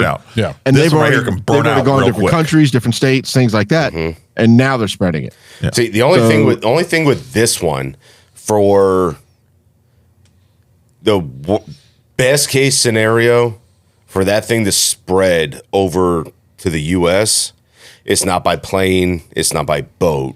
It's literally traveling across Europe, through Asia, going across through Russia, and then somehow making its short little trop over to Alaska, and then through Canada, and then down through to us. Canada, and then down through us. Now that's a long fucking road. It is to go, you know. And there's a lot of fucking open space for those fuckers to die and freeze to death, unless something stupid, which we definitely would do as fucking goddamn Americans. We're gonna go ahead. We're gonna take samples and we're gonna bring it back for study. I was just thinking. That's how it's gonna spread. That's how it's gonna spread. Oh, then we got get Wuhan. what happened? You get pricked in the finger, and then you. Shit! You wonder why? Even better. Yeah, like an random blood outbreak. sample. Outbreak. The guy puts his hand in the fucking what's the machine that stirs the centrifuge, the spinner thing, and it gets blood everywhere. Yeah. Oh yeah. I mean, that's it. That's what would spread it to America, right? It would, yeah.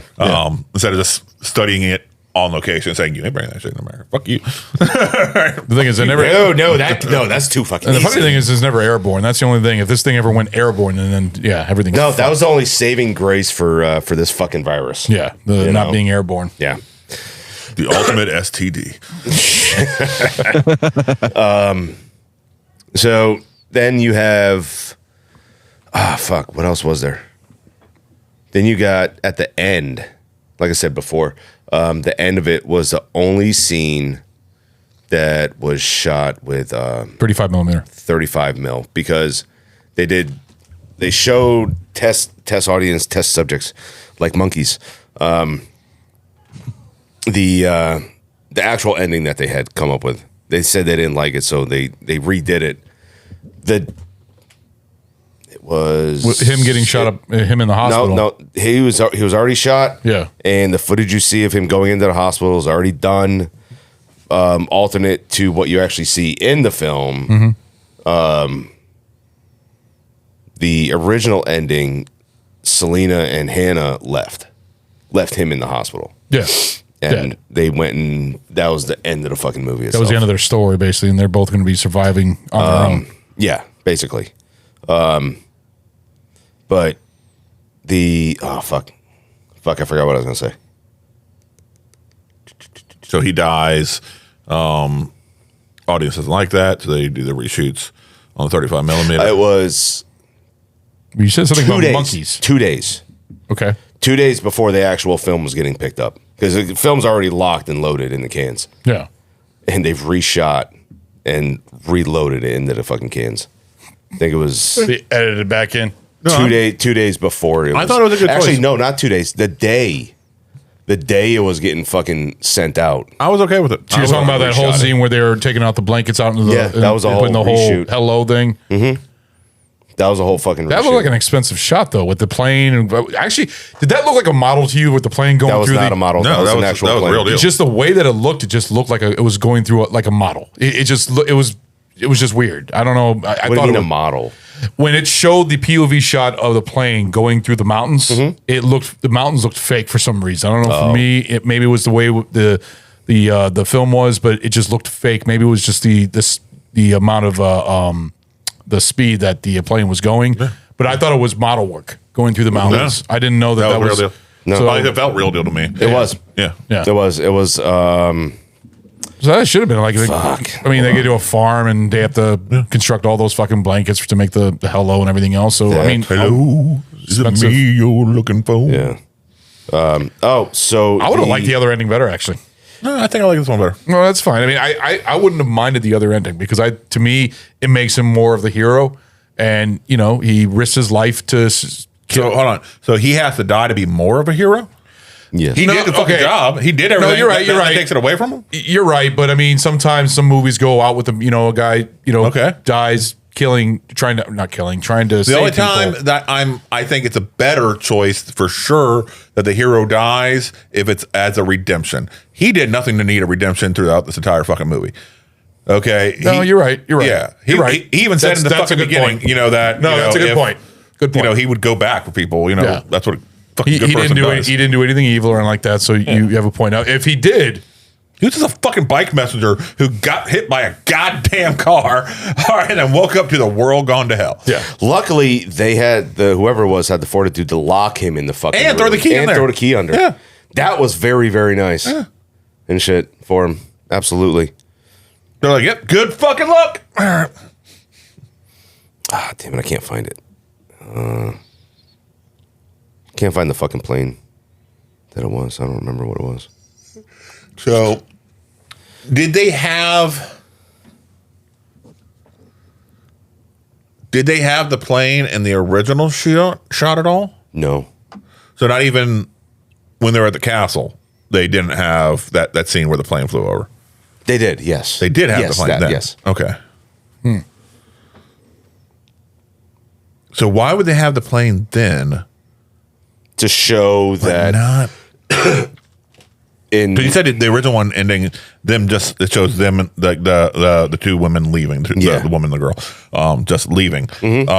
So but it didn't show them at the farm, doesn't show them getting rescued or any of that stuff. So why would they show the fucking plane? Why would they show the fucking plane going over then? It makes sense in the ending that we saw to see the plane at the castle and then you get the payoff at the end. Makes sense. For them just to randomly show a fucking plane, except for as like a hope of humanity to show that there's people still alive, that they're going to be saved. I think if they were trying to go for that because that you didn't know if they got saved or not. If they were trying to go for that unknowing ending, then they wouldn't even show in the fucking plane in the first place. They would just say because you really don't know what happened to the two girls. Then, were they in Britain at that point? Yeah. Yes. Okay. The entire time was on Britain. The entire fucking movie. Yeah, it's just that part at the end. I didn't know that Britain is just like here. We got cities and we got fucking farmland. Right outside. How many miles is Britain? Like how? It's not that big. No, not compared to the U.S. Yeah, compared to it's probably like 2 or 3 states on our side as big. Maybe not even big as Texas. I wouldn't go that far. 874 miles from tip to tip. 874 miles. Actually, that's about half the United. No, it's about 3,000 miles across the U.S. to go from coast to coast. About 3,000 miles. Yeah, I'm just thinking of when I take a trip up to Michigan. It's about 500 miles up. So yeah, okay, I see how big it is. Yeah. Yeah, so go to Michigan and then go to and at its widest point, or Chicago, end up PA. Yeah, at its widest point, it's only 300 miles across. Oh, okay. It's more long than wide. Yeah, that's like my peen. So it's about 12 hours. Yeah, I'm the opposite. Here's more wide than it is long. Yeah. Well, okay. Yeah. Nice. It's like this wide, this long. Okay. We've got a fucking tuna can. Width is better. Girth is better than length. Okay. All right. You ask women would they rather have a tuna can or a Red Bull? They're gonna want the Hey, look, you only need like 3 inches. That's all you need. I got 3 1/16, so I'm fucking yeah. Oh shit! Around. Oh man. Last thing before we wrap up this part of the show. So Danny Boyle got a lot of flack for the celebration scene, if you would, of when Jim and Selena meet them. Mm-hmm. This was filmed on 9/11, 2001.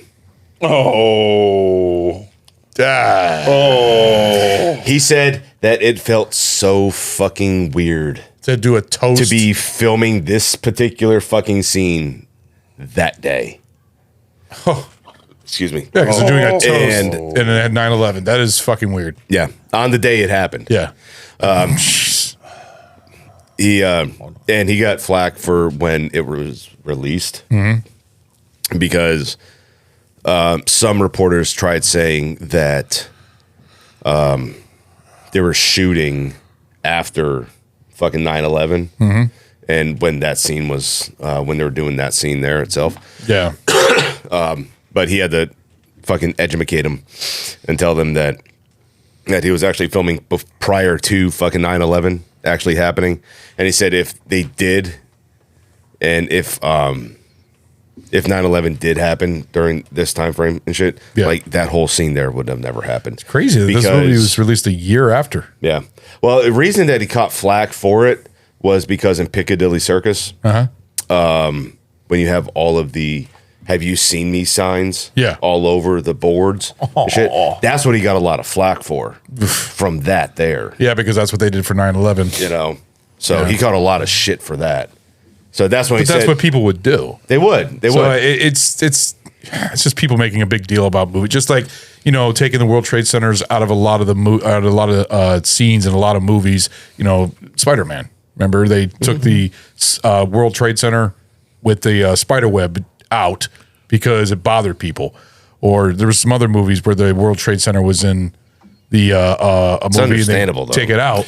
But I think they had.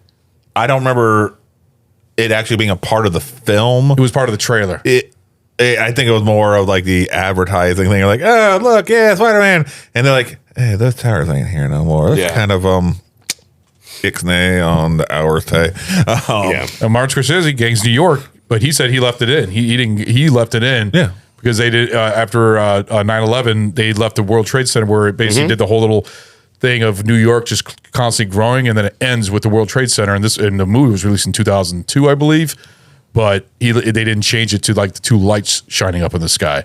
So I mean, it would have been kind of. It would have been kind of fucked up. I'm not gonna lie, because it showed buildings being built and coming down and stuff like that, almost like a time lapse feel. Yeah. It would have felt kind of fucked up. So in the building, up and then come down, and come down real fucking quick. Yeah, real fucking quick. Yeah. Oh my god.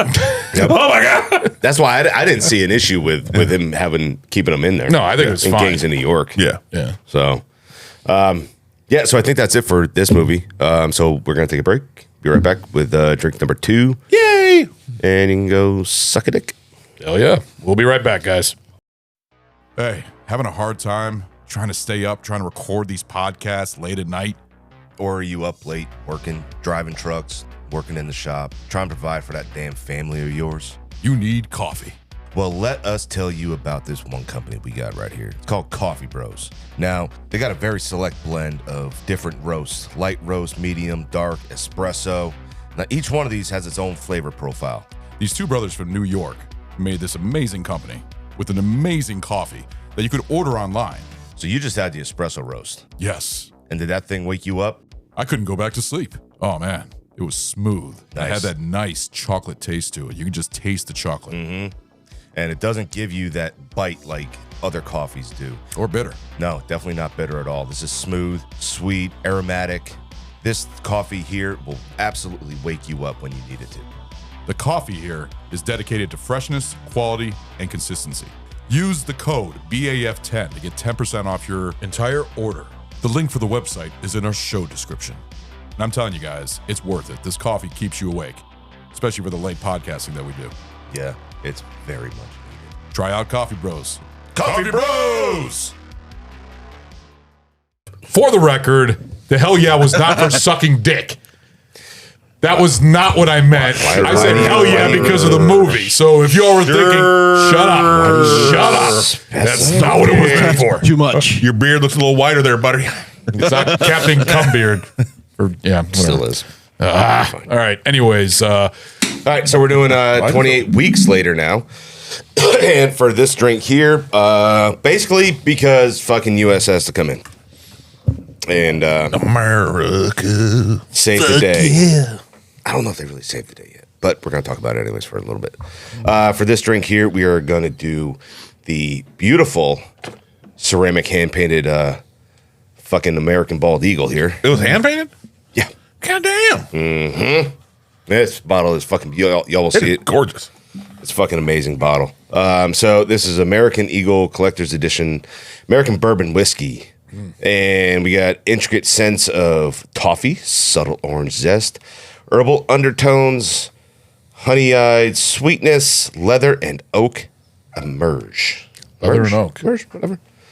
The palate reveals robust, dry, oak-driven taste, accented by hints of candied almonds and intense cocoa richness. The finish is dry and enduring. Okay. So that's a lot for this son So of a it bitch. hangs out for a while. Yes, it does. Right. Smells nice. Prost. Salute.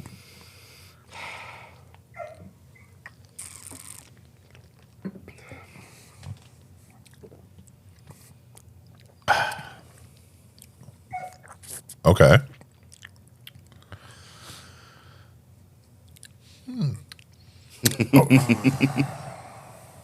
That is pleasant. It is. That is pleasant. I'm definitely tasting a lot of those notes. The candied almonds? I couldn't fucking pick out candy almonds. No. Sorry.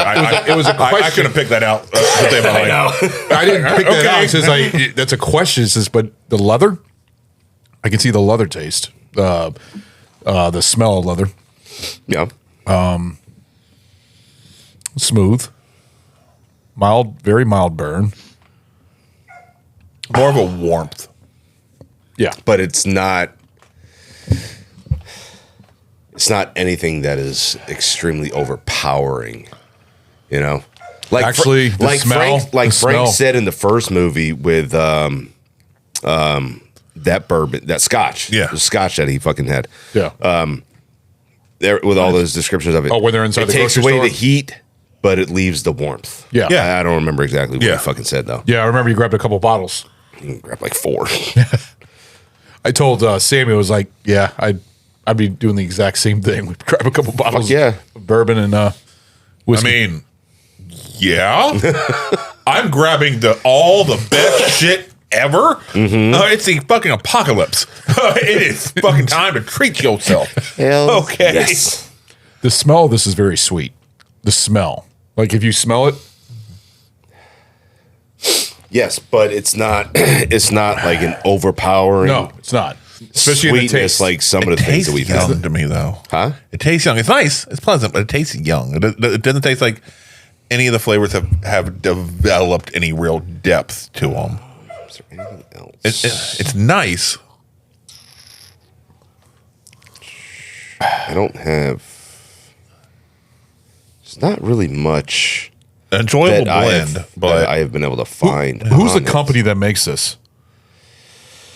Is like what distillery is this? Fuck. What the hell? American Eagle Bourbon Whiskey. Is this their only one that they have? I have no idea. No, I think I've heard of American Eagle. I've never heard of American Eagle.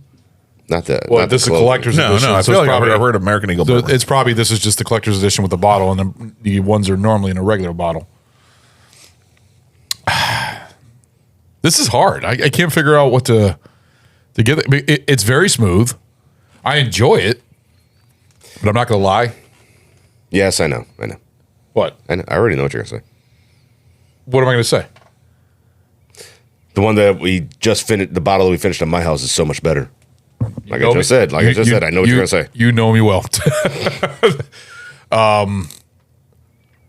When you had this the first time, though, you said this was kind of like dangerous. Like it is dangerous, and like I said, it's not dangerous because it's like overly strong. You know, you have a few shots of it, you're gonna be fucked up. No, a reason I say it's dangerous is because it's tasty, it's delicious. Yeah. But it is very smooth. So this is one of those ones where you can have multiple shots of this thing and get fucked up off of it. And it'll fucking creep up on you. Let's see here.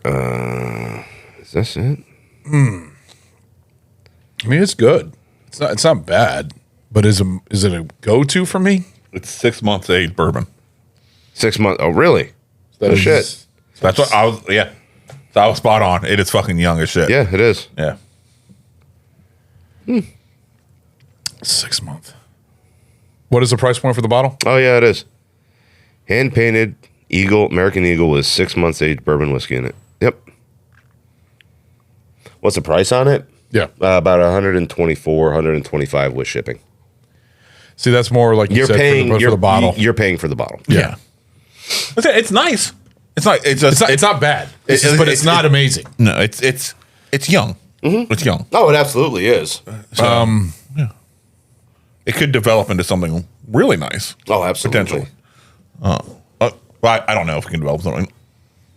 But would this be your go-to? Would you? No. I mean, no. Exactly. No. But I think it's a gorgeous piece of art. It's patriotic. Okay. So what do you give it? I will start out this time. I'm going to give it a 1.25. Okay. 1.25.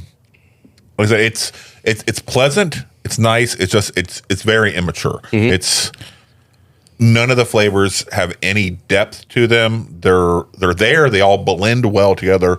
Just none of them are deep. Nothing's kind of layered. Yeah. It's there. It's nice, enjoyable, and I think for what we got, it's a decent price point. Mm-hmm. For your, like I said, you're paying for the bottle. Mm-hmm. Beautiful piece of. But what is it art. without the shipping price? Without the shipping, depends. Yeah, about 100. I'm guessing 100, 115. I'm guessing from where I'm seeing most of them online selling. Yeah, roughly. Yeah. So, and what's inside the bottle is decent to drink. A lot of these kitschy bottles and stuff like that, you know, what's inside is garbage. And stuff like that. You're paying for the bottle, like the Tommy gun. Yes. You know, so yeah, that's usually what Canadian whiskey in you're there. getting a generic, very generic brand. Crystal This is Skull. nice. Crystal Skull. Yeah, but you're It's paying, amazing because it's washed over diamonds. All right. I know you've said that many times how stupid that is. But no, it's nice. It's nice. I'm happy. I'm happy with it. Good. Yeah. Ron. See, I can see this bottle being good for like special occasions. You know, all friends over. You know, brothership. You know, just having a shot together and everything else. But this is not like a go-to whiskey. Beautiful bottle. By itself as a drink, it's okay. It's nothing special. It's young, as you say. The taste it smells better than it tastes, believe it or not. I don't know why, but I actually enjoy the smell better than what it tastes, with the layers and everything. The different, like, it's not a sweet. It's got a little bit of a mild warmth. For how young it is and how mild that warmth is, I'm surprised. It's yeah, but it's okay. Yeah, I'm surprised. It's okay. I would give it. I guess I can give it a 1, and I'll just agree with you. I'll go to 1 3/4 or 1 1/4. Yeah. Sorry, 1 1/4 before a half. I expected it to be better. I was hoping it would be better. I was expecting, and like I thought it would be like silk, like very smooth. It wasn't as smooth as I thought it would be. I mean, did you feel like it was very smooth? I mean, I could do ultra, shot after shot of that. ultra smooth. No, not ultra. That's what I'm talking about. Saying Like silk. It's nothing where it would stop me from doing several shots in a row of it. I mean, no. If anybody offered me this, all right, cool. So let's fucking line them up. I would never turn. I would never turn this down. Yeah. That's the thing. I would never turn this down. It's good, but it's not amazing. There's other ones I'd go for more than this. Like I said, the model's beautiful, and it definitely works for the movie and everything else with the American side. But yeah, 1.25. It's okay. It's. I give it the same 1.25. I find it actually a lot smoother than what you think it is. You really think so? Yeah, like it's not the smoothest I've ever had. More than like silk, but no, it's not. It's nothing like. But that's what I was silk expecting. running over your taste buds and tongue. But it is for 6 months old. I'm shocked. It's still fucking smooth. It's flavorful. Yeah, it's pleasant. Do you feel it's heavy? Like not heavy, but like. No. Okay. No, I wouldn't think so. Heavy on what though? Okay, when I say the silk, how it's just like smooths down. There's mild and there's heavy. Do you feel like this is like? I don't know how to explain it. When it's going down your throat, it feels like a heavier. Cum going down your throat? No. No. You guys That's are the warmth that he likes. Dick jokes. You guys are your fucking dick jokes today. I swear to God. Pick on Rondé. You started it. I said going down your throat. Yeah, you started with with Cillian Murphy's penis. Yeah. Talk about how much he loved fucking looking at his floppy dick. His floppy goddamn turtleneck dick. Which that was a closed set for in that hospital. And that was an actual hospital. But, oh, wow. But it's a day hospital. That's what they do have those. Yep. Yes. So it's What's open. a day hospital? So it's open Monday through Friday. But not night shift or nights. Nope. During the day, closed on the weekends. So they actually paid for that entire hospital scene there. For the weekend? They paid the hospital directly instead of paying like location company or something like that. Yeah. Well, no, not a location company, but a like a lot of hospitals are owned by churches and such, you know, and other corporations. So they didn't have to pay them. They actually pay the hospital directly because on the weekends, that's what they actually use the hospital for. Yeah. Is for movie sets and hospital scenes and shit like that. So the hospital actually does keep like all of the fucking profit, all the money that is given to them for whatever it's used for. It's put into a trust. Yes. Thank you. Yeah. Thank you. Good job, Adam. I had no idea. I figured the old man would get it. Yeah. Fuck you. Here it comes. Here it goes. So 28 weeks later. First time seeing this. Was it really? First time seeing this. Yeah. Yeah. This. Why is that? That's the thing. I don't know. Kind of surprised by that. I saw the first one and I've seen the trailer. Not the trailer. I've seen the poster and all that. I just never got to seeing it. I thought it was just gonna be a bad like sequel. One of the sequels that I just wasn't worth the time. I was wrong.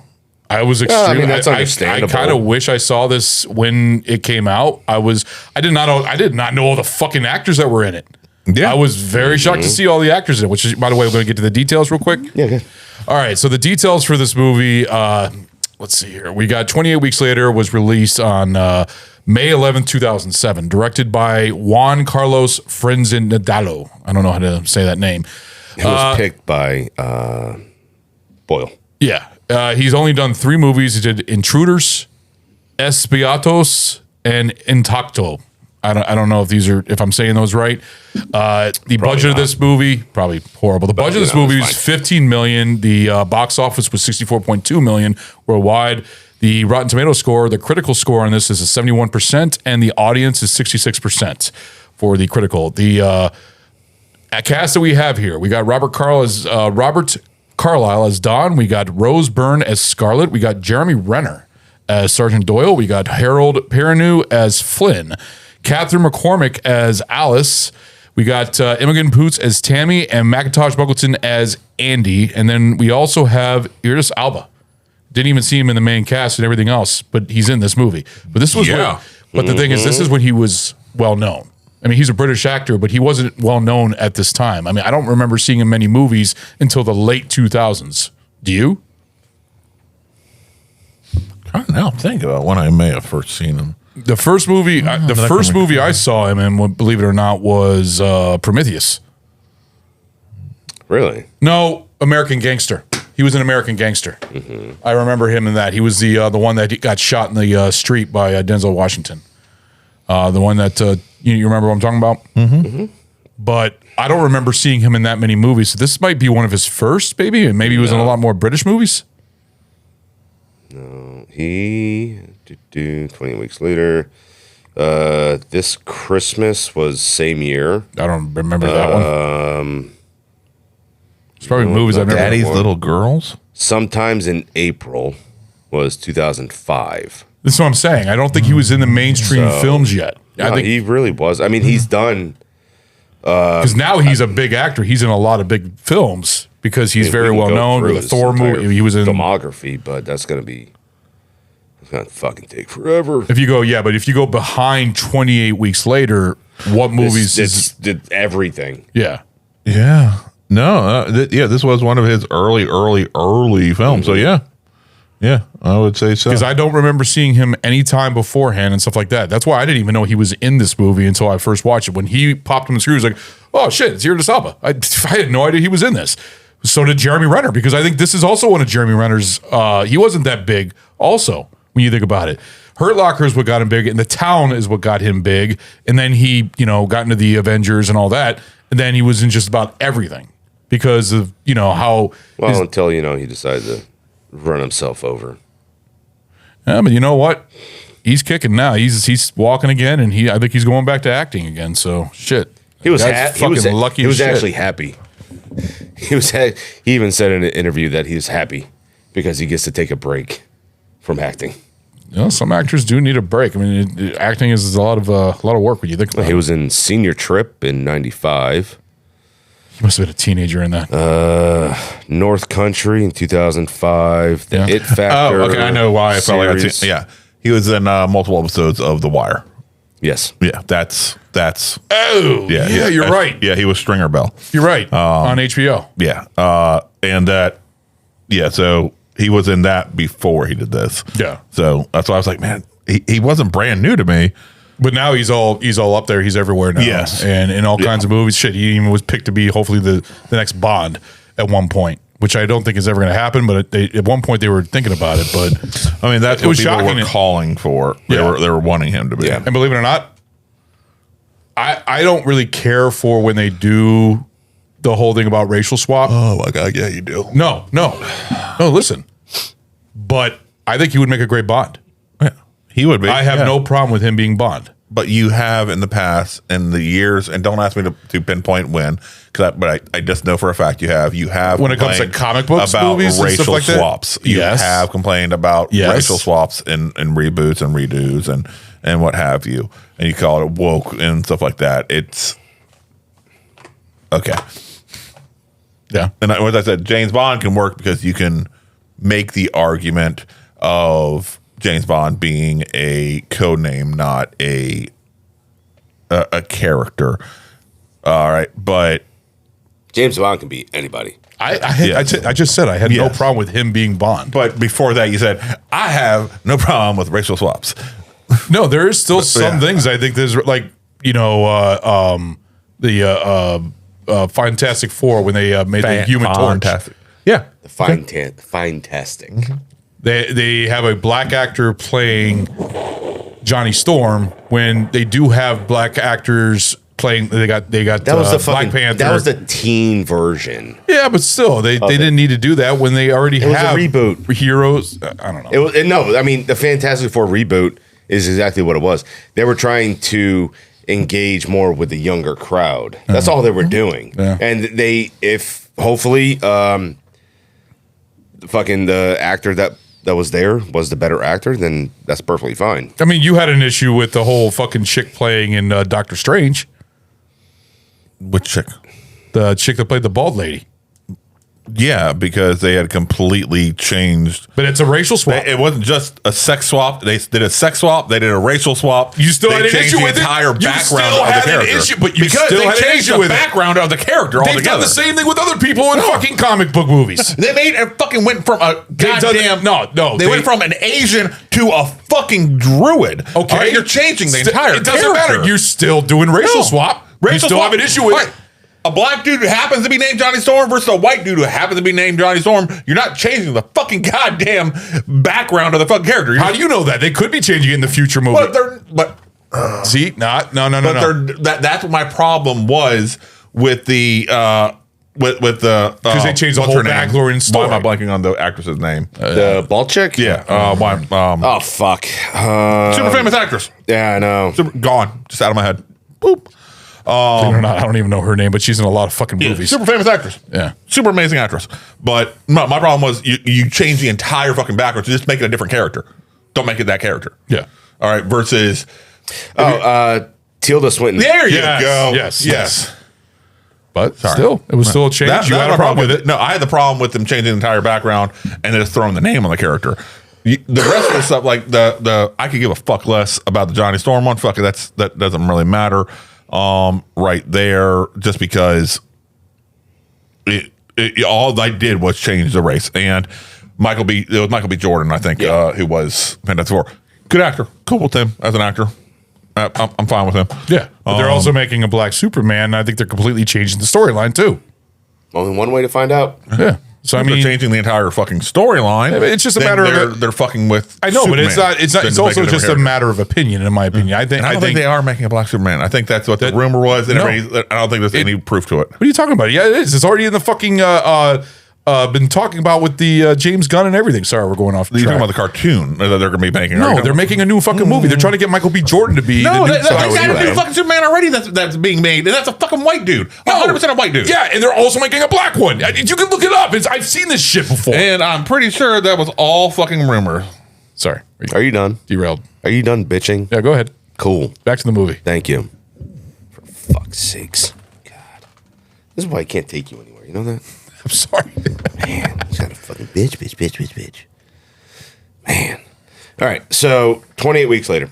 They're making part of the Elseworlds. Yeah, that's right. They're making part of the Elseworlds storyline. So they're doing it's completely separate entity altogether. They were saying this is not connected to any real continuity whatsoever. This is own fucking weird one-off fucking universe that has nothing to do with real world fucking shit. They're specifically doing that. All right. So they've said flat out, this is completely fucking different. Okay. All right. That's different. They're acknowledging then that this is not real. We good? Yeah. Cool. I wasn't talking. That was him. Are you done? No. You done with your little rant? Come on, I'm joining in on the fun. Maybe not. Okay. So and another 28 weeks later, in the opening sequence here, you see the information progress through from day one up until this timeline. And I don't have all of that information, nor am I going to fucking look it up for you again. But you're just going to have to sit your ass down and watch the fucking movie, and then you'll Okay, I think it was all right. Within X amount of days, it had taken over Britain. Mm-hmm. Within I think it was a year, wasn't it? No. Within 5 weeks, all the infected had died off. Within something like 3 months, teams were on the ground, starting to do searches. Within like 6 months, it was given the all clear, area is free, and then they started the rebuilding. Yeah, but I just noticed something. I forgot to bring this up with the first film, and this is the second film. The 28 weeks later and the 28 days later is at the end of the film. So really, the whole movie takes place between before the title even ends up happening, and it's actually to the point of the ending of the film. Yeah, because right at the end of 28 Days Later, it says 28 days later. Then they're on that fucking house out in the middle of the another field. 28 That days was later. another 28 was days. 28 Was it days another one? I after see. the Yeah, end no, of that the was film. another 28 days later. So in 20, Okay, in I wish 28 days I would later- have said another 28 days later. Why? It just say, Why? well, if you paid attention to the film, you saw 28 days later, then Cillian wakes up, then goes through his shit, then he gets shot. Screen Okay. is black. I thought Time it was jump 28 days later. Time picks back up. Boop. So it's another. So it's He's 28 healed, weeks he's later. better. So it's 28 weeks later. Then another 28 weeks later. Actually, it's 28 weeks later, and then I thought it went at the end of that. I thought it said 28 days later. It did. It did. Yeah. It said 28 So days there you later. go. Okay. So that once again ruins your fucking plan. All right. No, I was Pay curious. attention. What do you mean? I was curious about that. I was trying to figure that whole thing out. Okay, well, fuck. I was just giving you my opinion. There you go. Yeah, so 6 months after the events of 28 days later. Yeah. U.S. Army restored peace in London and repopulated the city. However, the virus is not dead.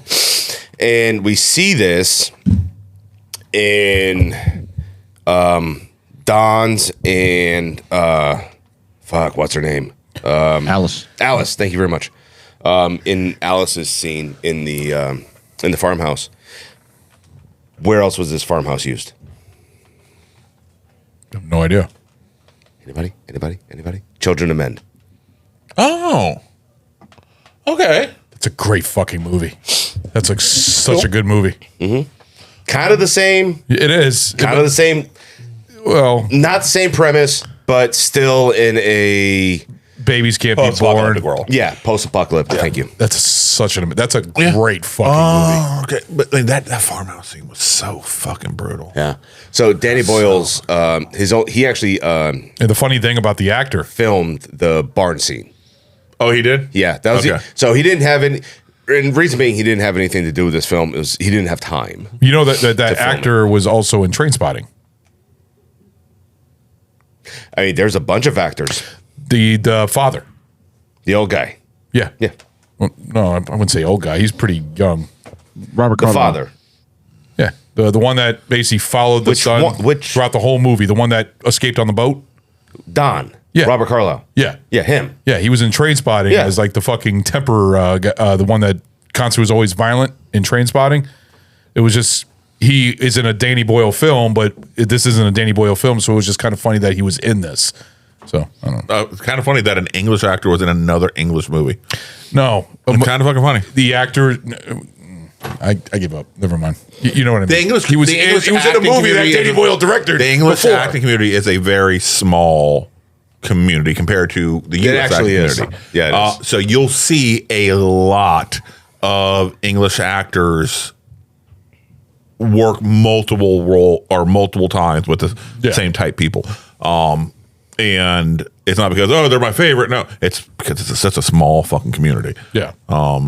That's why you also see a lot of English actors, like what would be considered like, A-list English actors, also doing a lot more TV in England than you would see A-list American actors doing TV in America. Well, it's funny. We have a lot of British actors in America that are actually one of our best actors when you think about it. Yeah. So They're not pompous assholes sometimes. And just because America's better. That's true. America, fuck yeah. So throughout the entire opening, you see the sequence of events and timeline, and then you see the entrance of the two kids, Tammy and Andy, and unbeknownst to Scarlett, who's the medical officer here, she's unaware because, in her words, we don't know, we haven't done testing to ensure that kids aren't They know protocol for it. Yeah. And which is completely fucking understandable. Yeah. And in the opening scene in the farmhouse, you see Don, who is very cowardly. Mm-hmm. And he was also very cowardly in Once Upon a Time TV show where he played fucking Rumpelstiltskin. Very cowardly in that show as well. What was that show? It was great. It was? Okay. It was a good fucking show. Up until they rebooted it and redid it. Okay. To do modern time. Because like the series ended. Okay. And then they waited a little bit and then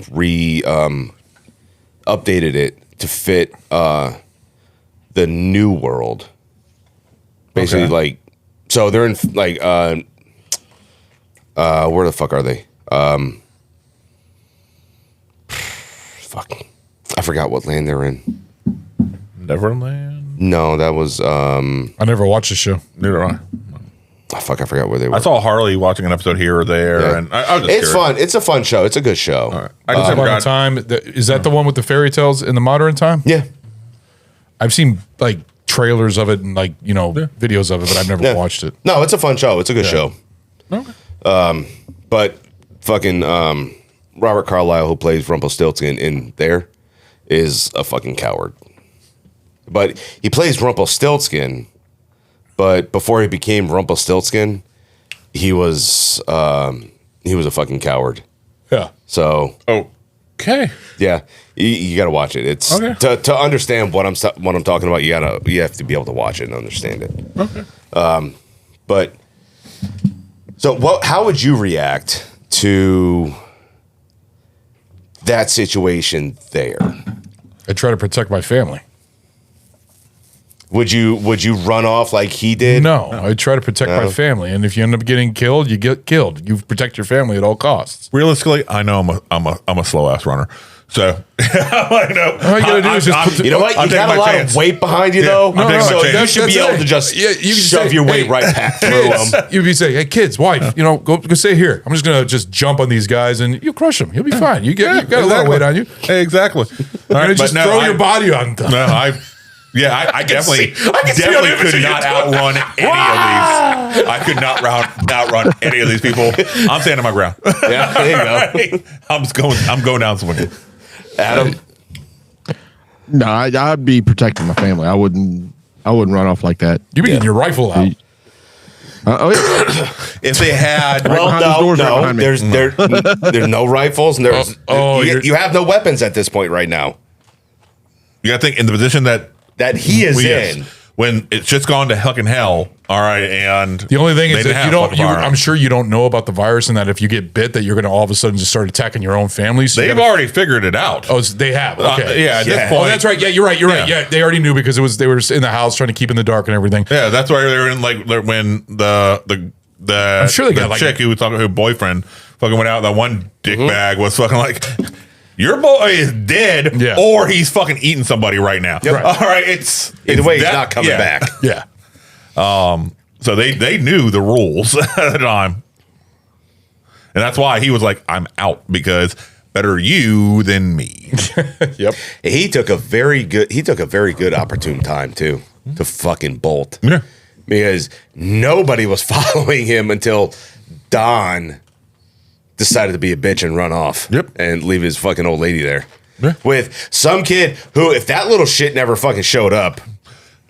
But I take that back. If the fucking chick never took the fucking rag off the boards to fucking shine light in, they might be actually fine. Mm-hmm. I'm going to say if Don had stayed, odds are Don would have died, but also there's a better than zero chance Typhoid Mary would have fucking died also and stopped all of this. Because the fact that she managed to get away with only like an arm bite, it might have changed and they may have potentially in that smaller area, now condensed area, the zombie would have been able to get her, overpower her to the ground. And if she was on the ground, then death.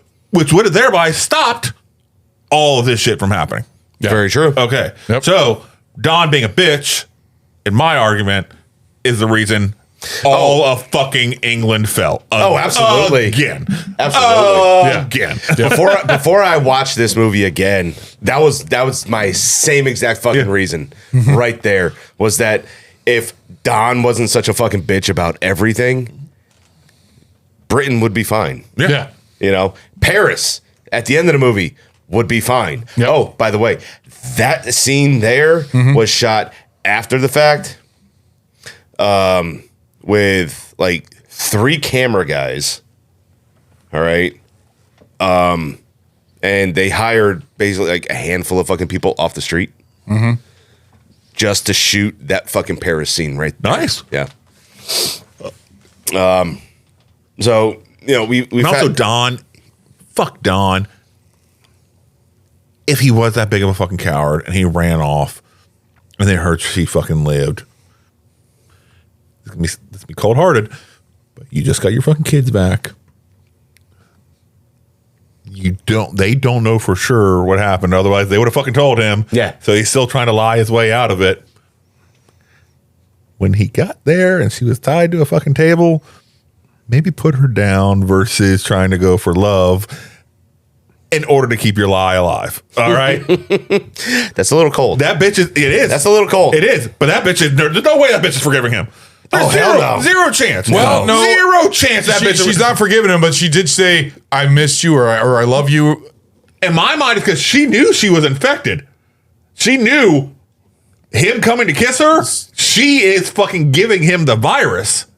So do you think that she did it on purpose? She is punishing at him. Yes. So she's basically punishing everybody else. But I don't think she expected. She didn't expect that. Fucking England to explode by doing it. Code red, basically, when they kill every fucking person. Yeah. But no person could expect her forgiveness at that point of view. But if the kids didn't fucking run off, none of this would have happened. I agree 100%. No, I agree 100%. Don shouldn't have fucking ran off. Yeah, but when the kids escaped, with. I was watching this, being for the first time seeing this, and seeing the kids escape and go to their house, and I'm like, what the fuck are they doing? They're being fucking kids. idiot I mean, kids. they're being But kids. I don't understand they're being kids. And also, they were told England is clear. England is clear. The reason they're saying don't go out into this fucking place is not because they're worried about you running into a fucking zombie or something like that. It's because of the diseases and shit that's floating around, the wild dogs and shit. Not because you're going to get fucking infected by the rage virus. Right. All right. They were told the only reason they're allowed back is the rage virus has been eliminated. Yeah. Eliminated. And the only reason you're under lockdown is because we haven't had a chance to clean up this fucking shit outside this area. So the mom is the one that started it all back up. Especially, but she also had a weird strain. She had a weird She was immunity. Typhoid Mary. She was Typhoid Mary. A carrier. Yeah. She was but she did still have some of the rage. They're inhibited. She didn't have she didn't have any effects of rage. I think she did because when she grabbed her kid, she was really grabbing hard. Because mentally she had broken. She had been living this and thought her kids were dead, and then all of a sudden out of nowhere she sees what very well could be just a hallucination to her in her mind, and she's like squeezing so tight because she can't believe it.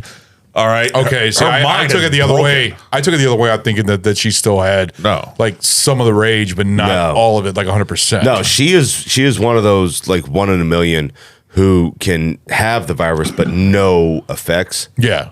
But can literally spit on you, throw blood on you, and you're infected now. See, well, that kind of reminds me. Or you know, well, it kind of reminds me Sleepy of the Tongue. Ellie from Last of Us, but Last of Us, she's just a carrier. Or no, she's not a carrier, but she's completely immune. Yes. This is one step away from immunity. This is, you are not immune. You are infected with the virus. 100%. You are infected, but it's not doing anything to you. Yeah. So since you're infected, just like all the other infected ones, anything that these other ones can do to infect others, you can also do. So here's a weird question. This is probably going to be a very... But you're not going Which to means, go oh my God, her periods crazy. are just spreading the rage virus everywhere. No, this. Dude, she's like...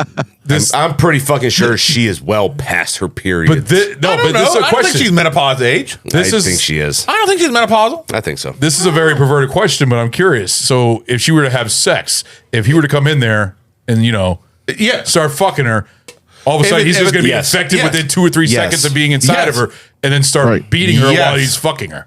Yes. Okay. That's called rage sex. Essentially is what he did. Yeah. More or less. Swore up. More or less, yeah. If he's able to be infected via saliva, which traditionally It's most faster. viruses are a lot. It's Most faster. viruses are a lot harder to be transmitted. Well, there you say through that type stuff, like AIDS.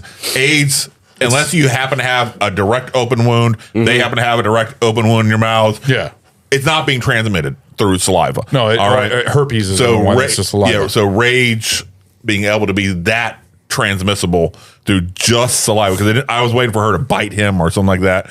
And during this rewatch, and I was like, man, did she bite him? Did she do something like that? No, she didn't. Nope. It was just straight saliva. See, that's what I thought too when I saw it before, and I watched it prior to for this one as well. Excuse me. And I always thought that like she bit his lips because when it was a very big close up of them kissing. It was, and then he just jumps back and he's holding his mouth. You know, because he can feel the rage already starting to feel like he can feel it. Yeah, it's that instant. But when I watch it again a lot more closely this time here, you know, like there's no biting, there's no bloodletting Just a or kiss. anything like that. It's and then simple the eye kiss glows and red, saliva. Yeah, and you can just see the eye. It starts to fill up with that red, like it starts to bleed inside your eye, like something gets punctured, basically, and your eyes go red. See, now this one is completely fucking different than the first one. How so? So the other infected, they didn't have a plan. They literally wanted to infect everything and anybody that they could, right? This one, Don. So you remember how I said in the first one, did they have a consciousness? That the kid, he's the only one out of both of them that has ever spoken, right?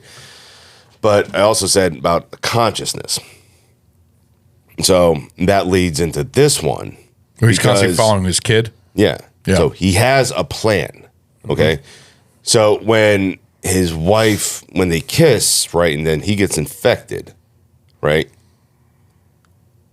Maybe it was just me, but if you look at his face, all right, it's different. It's different than anybody else. Yeah. Because he's seeing his wife that was fucking dead now, you know, but he's infected. And it's almost like he has a fucking plan. Yeah. Going through his fucking brain. Yeah. So it's almost like he still has some sort of consciousness going on. And it's driving him to go even fucking madder than like normal. Right. You know? So he gets infected, and then we go into a fucking code red, which is this now.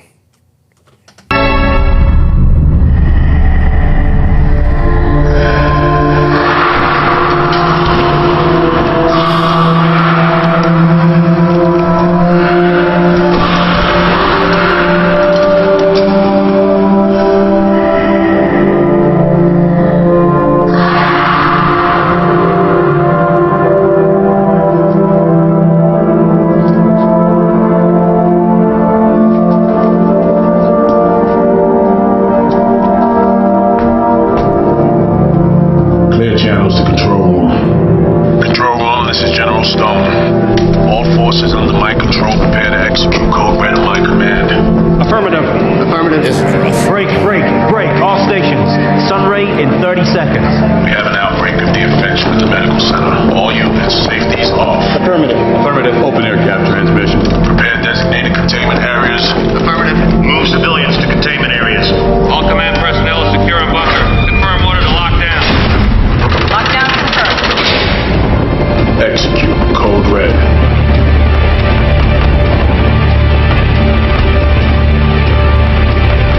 Glenn, command. Glenn, did you hear that code red, or am I losing my shit? Just about to ask you the same thing. Even the soldiers were dreading it. Yeah, that's not easy to hear and then follow. Yeah, because you're basically killing everybody, even if they were not infected at all. You're completely destroying everything. Not yet. So their specific code red Don't worry, we'll be back in a moment. was target the infected. Yeah. But It's probably nothing. as you see, Damn it, didn't sound like me. He's to be back in a moment. that's fucking damn near impossible. Yeah. Especially from fucking rooftop, you know, and even from the ground units that are there taking care of it. It's damn near fucking impossible, right, to be able to quarantine everything that's going on, that's coming out the fucking front doors, you know. So, like, that's a hard pill to fucking swallow. Now, obviously, you see Jeremy Renner's character Doyle, who he's got a heart, he has a conscience, and he has changes. a heart and a conscience and Yeah. morals. Like this he couldn't this see isn't what- right. You know, it's fucked. So his last shot was killing his buddy, so he doesn't get turned. Then he's like, fuck it, I'm done. Yep. You know, fucking bolts. And then they're basically, I mean, in reality, the rest of the movie is them escaping and getting to. One was supposed to get to a field, but that got overrun. Now they got to get a fucking stadium, the soccer stadium, to get exfilled. But where was the command center? It was inside the building. The building that they all set on fire, that they did the fire bombs, because that's where it was. Multiple levels down. Okay, see, I thought that command center was actually outside of the perimeter, like outside of that whole area. Not with how quickly he got there from where medical someone You got a point. Okay, I never thought about that. I it always seemed like that they were, because when they were setting everything on fire and everything, they were somewhere in that block, that radius. Yeah. But in a secured area. Setting everything on blaze. Like, all right, let's fucking. It's the only way to fucking deal with light this candle. Something like that. Yeah. You know, Clean swipe. But unfortunately, it wasn't a clean swipe. No, they still got They plenty still of had those. a handful that fucking got out. that escaped. Yeah. You know, And that's the problem with a major city and like that. It's damn near impossible to do like a firebombing, you know, do a wholesale carpet breach and know that you've affected everything. There's so many hardened, protected areas that you wouldn't be able to, which is why I think it was kind of stupid of them to start in London as an oh shit situation. They should have started somewhere that wasn't as built up, wasn't as strong, and then so this way if something went fucking sideways, you had an easier bug out plan. Yeah. An oh shit situation, short of dropping a nuke on the thing. It's this infected of a fucking thing. You need to be a lot more protected. Yeah. Yeah. All right. You need places with undergrounds. You need places with fucking hell. You didn't even need places with fucking basements. All right. You needed to be fucking like, you know, little 1-2 story places or whatever that can be wiped real fucking quick if shit goes sideways. Yeah, they had a lot of real estate to work around and try to get rid of. Yeah, you know, and even when they carpet bombed the whole fucking place, you see Don hiding in the fucking corner. Yeah, which, like, when that shit comes through, like, if it's coming this way, it's no matter what, it's gonna go this way and this way, but not with nearly as much. But like, it never even fucking went off to the side wherever he was. Yeah. Well, the whole courtyard scene where they're all escaping out and they're just basically like a turkey shoot where they're just shooting all the everybody and they couldn't figure out. I can't tell which is infected and what's not. There's one group here because the virus, especially with the virus and how fast it spreads. I mean, I can understand why they're killing everybody. It is fucking sucks and it's tragic. But do you think that was the right thing for them to do? No, the code red should have been realistically a tactical nuke. That's what the code red should have been. It shouldn't have been a carpet bombing. It should have been a tactical nuke. Low yield, wipe the whole area out. Low yield and each. But then we wouldn't have a movie. No, but each section, as they clear and start opening up the city and stuff like that, each section should have had a tactical nuke in the center of it, and something goes sideways.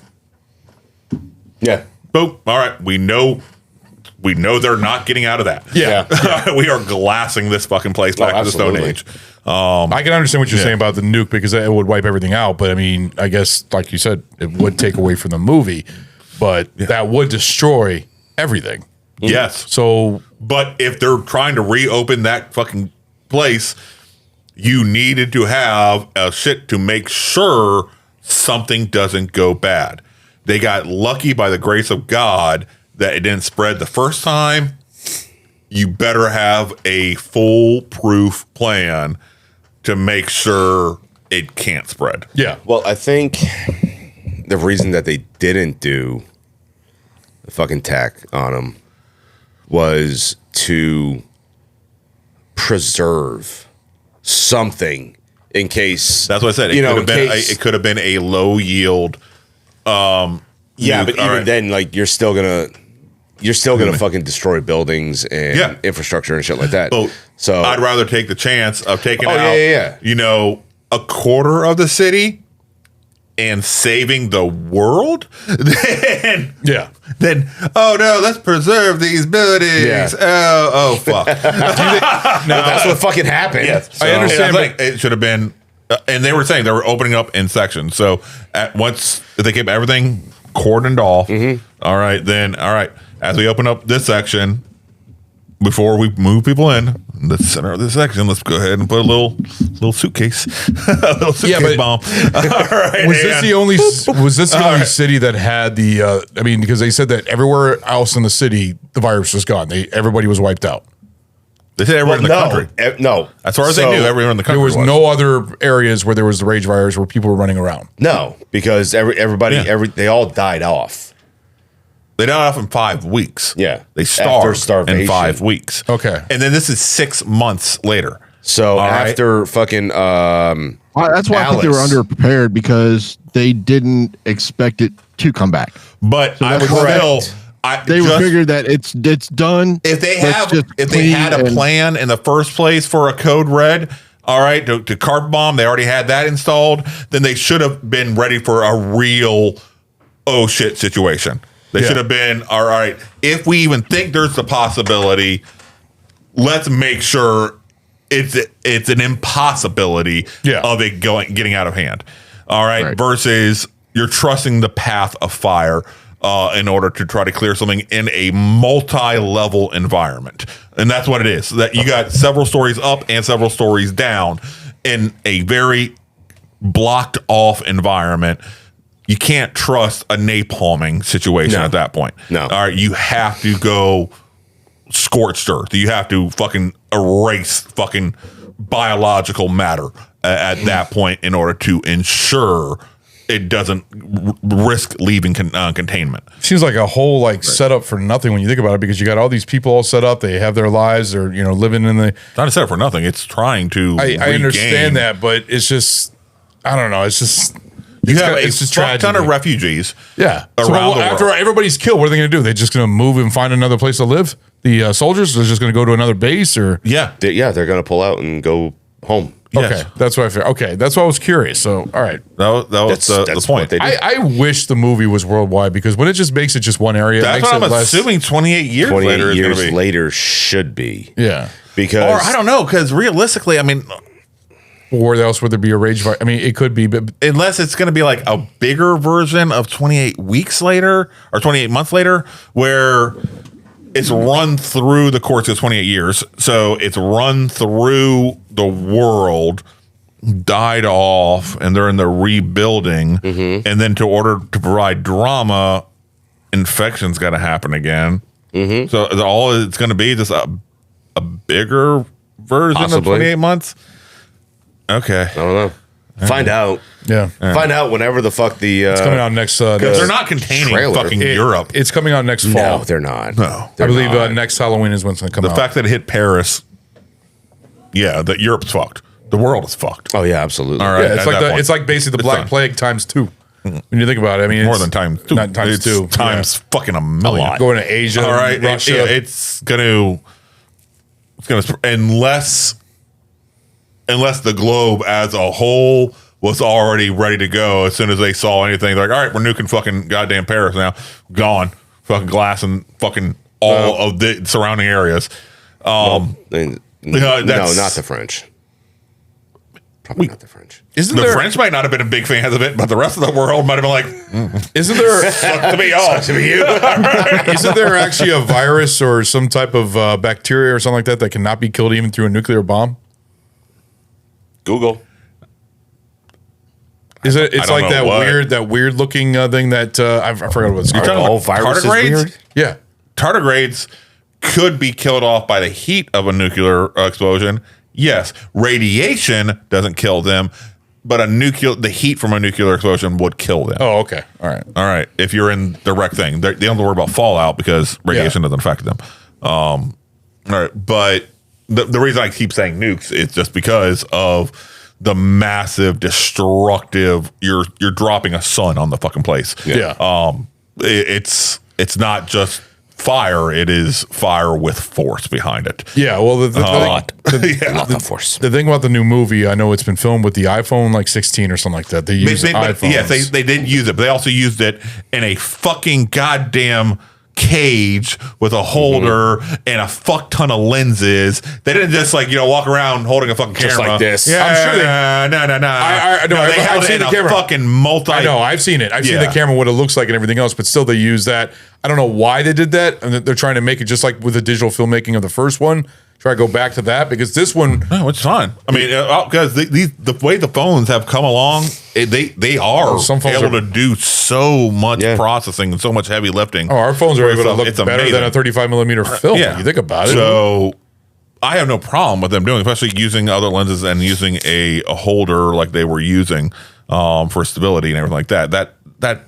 That's no problem at all. I just hope it's not a found footage film. I want it to be like the first film because I thought the way that they did the first film, we'll get that when we get to Pine Reviews, but I thought that it was a better way of recording, especially with the fast cuts and fast edits and everything. That's Danny Boyle. That's what he does in most of his films. So the grittiness, the realness, the weirdness that came in the first film, like I said, I saw it as a fucking bootleg. Yes, and stuff like that. So I was like, man, I don't know what the quality of this is. So when you actually saw it, this is how it was meant to be. Okay. All right. No, I'm the same way. Good choice. When I first watched this, it was meant to look like that. I thought I got a bad copy of it when I first saw this, and I was like, "What the hell is it? Why does it look like this?" But and I was fine with it because I've seen so many fucking bootlegs. Absolutely, no big deal. But I did tell you though, if you just get past the grittiness of it, and you'll enjoy the fucking movie. To me, actually watching it even now after how long I saw it in the past, the first one, I like it even more than when I first saw it. I actually thought that it's in a critical eye. I mean, I think it was a great fucking. I can't wait till we. And if anybody who's listening to this, if you are looking, and the streaming's not out there, it is on YouTube. It's not a great audio though. The audio is. But the video is about the same. The video is about the same as the audio. Yeah. Well, the version I saw that because I started to watch the YouTube version and I'm like somebody dubbed over like this terrible music track. Yes, exactly. That's what I saw. And it's like you can't hear what's going on. Yeah. And I'm like, there's no way this. But if you want to look at different scenes, you can kind of see what we're talking about based on the YouTube.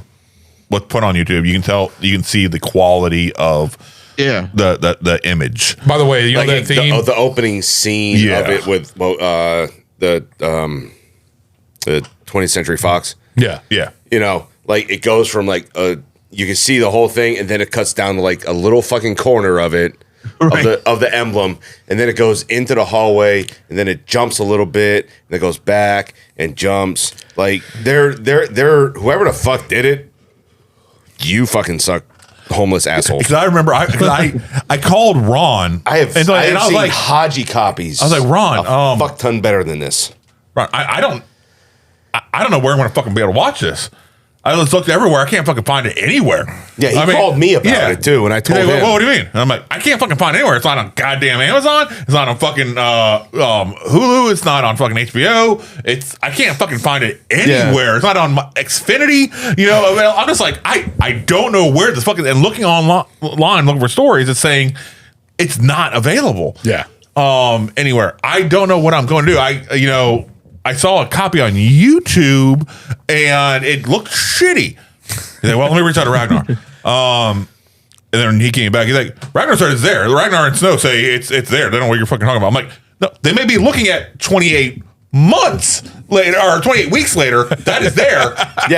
On all the streaming. That's what he told me. He told me that you can find 28 weeks later. Yeah. I was like, no, that's not a fuck no. So I started. Yeah, I see it right here. It's on fucking Hulu, Disney Plus, Paramount or whatever the fuck, and something else. We got it mixed up. You know, I was like, no, so Ron, I don't know what he's talking about. Yeah, I don't know what the fuck Ragnar's talking about. 28 days. 28 days later. Yeah. So when he told me that, there, and I even said like, and YouTube, it's fucked.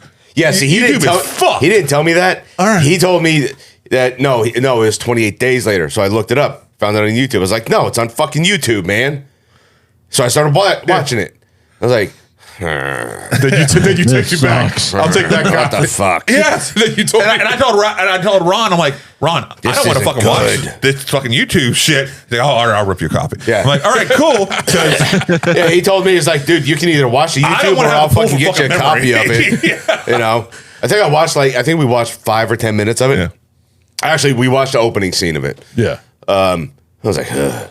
And I was, I'll take the fucking copy. Yeah, you did. This is bullshit. Jumping around, thinking I was like, maybe because sometimes the videos will be shitty, at different parts or whatever. I was like, no, this is bad all throughout. Yeah. Oh my God, no. For Adam, I had to email him a copy of it. Everything. Then fucking Ron rips me a copy. I can watch it that fucking night. Then he fucking texts me, and I don't fucking goddamn have the thumb drive on me. He's like, hey, I need that copy back, immediately. I'm like, I'm fucking on me, man. What the fuck do you mean you need it back?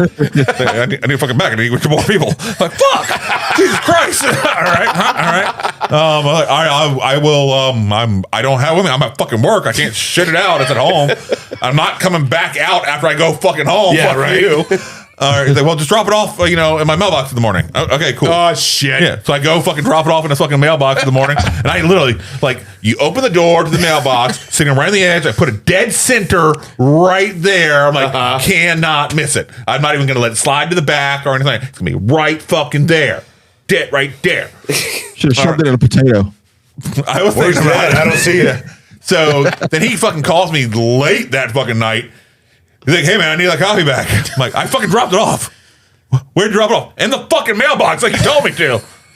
Well, I don't fucking see it. I got the mail. I'm like, I don't know what to fucking tell you. I fucking dropped it off. Well, where'd you drop it off? Did your mail person fucking take the fucking hard drive? They pushed it forward. I thought that's what they did. I thought they took it. It was like, there's a memory card in here. It's probably got pores or something like that. So of course, you would fucking think that. Come across a random fucking USB fucking stick. I am not putting it in my computer. No.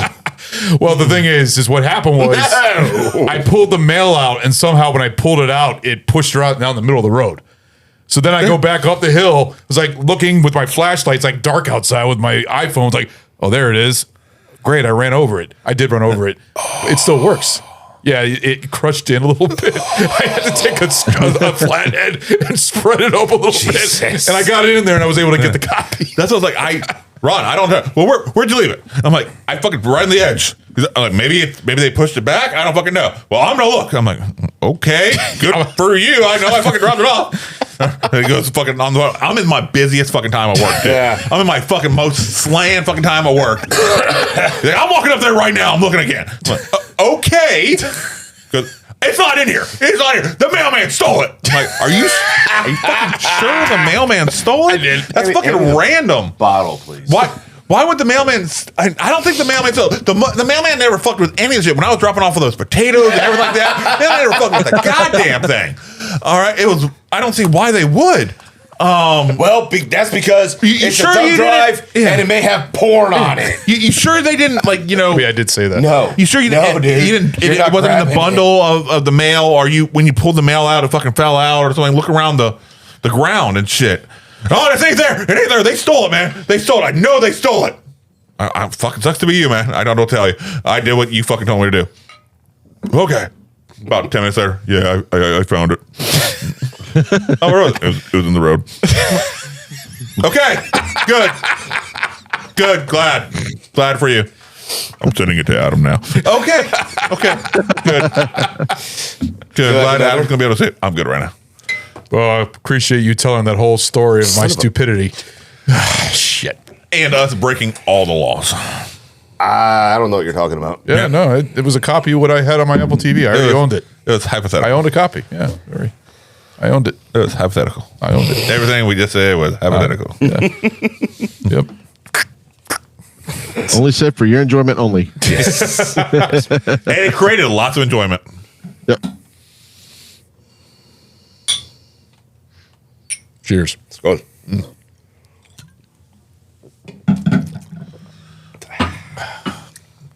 So, what are you drinking, Adam? Water. Tea.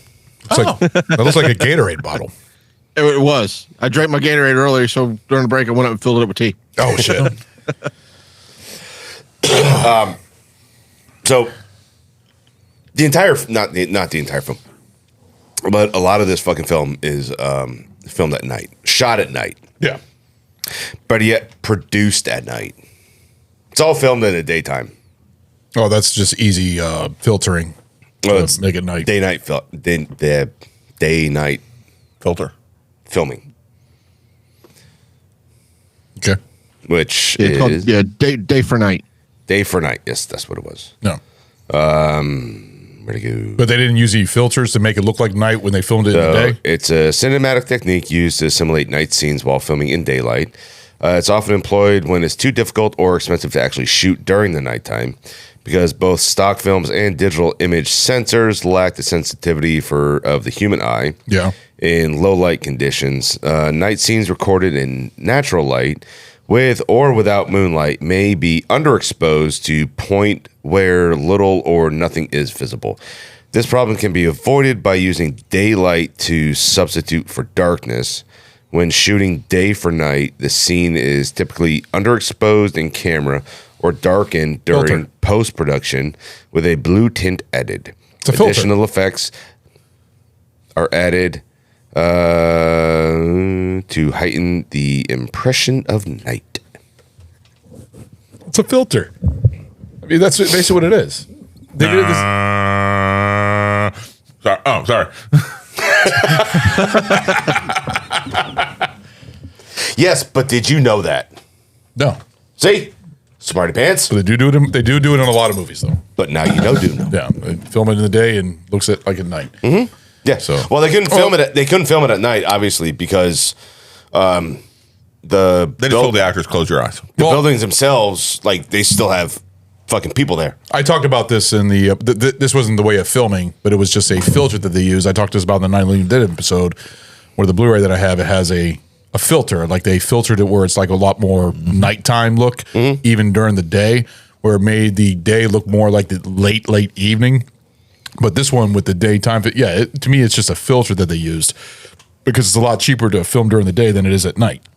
Yeah, I think they even did it on. Well, you run less of a, like, if you're trying to film like an entire thing of night filming, especially in London, right where they are, you're gonna run, if you're trying to film at night, you're gonna run a lot more risk of fucking lights coming on in the buildings. No matter how much you tell somebody, do not turn your lights on during like 7 p.m. to 9 p.m. Fuck you ain't telling me to do shit. Somebody's got to turn their fucking light on in the fucking distance, and you're going to see it. It's going to fuck up the whole scene. Yeah. So that's how they did that there. Plus, they couldn't have the young kid playing Andy. He couldn't work at night. No, he was restricted from being a minor. I wasn't sure what the rules over in England were. Yeah. Yeah, they're still the same. America. They're still the same. I wasn't sure. Yeah. So that was actually the main reason that they actually had to shoot it like this, is because he can't be working at night. Fucking minors. I think when they had minors be minors. That was better days, simpler times. Well, they were called dwarves, and there were 7 of them. No, I'm talking about when you had children in the mines. Children. Yes. Oh, I thought you just meant when like you had children in the mines. Oh, I thought you meant like short. Yeah, and they would come back, just covered in black lung and everything. Got the black lung pop. Yeah. Oh shit! You get my money. Yeah, my 2 pence.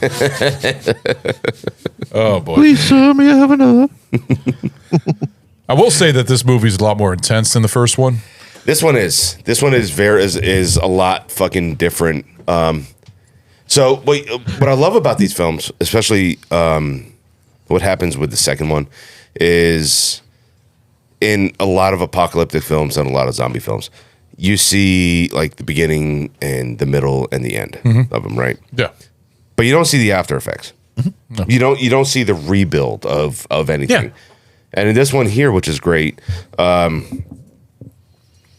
me of you Man of the Dead. you see what's being rebuilt, and by the littlest mistake, it all falls apart in an instant. Yeah. You know? And then excuse me.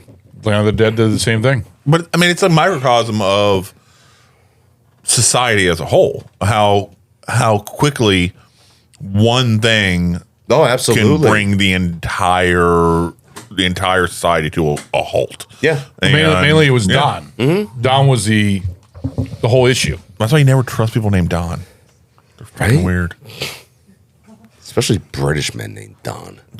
Anybody that think of Don is just fucking weird. All right. Well, if your name's Donald, then go by fucking Donald. All right. Do you know any Dons? Huh? Do you know any Dons? No, because they all would immediately feel like Donald Sutherland. They want to do something. Don Knotts. But I don't call. Yeah. I wouldn't hang out with Don Knotts. Why not? I feel like Don Knotts would do some dirty shit.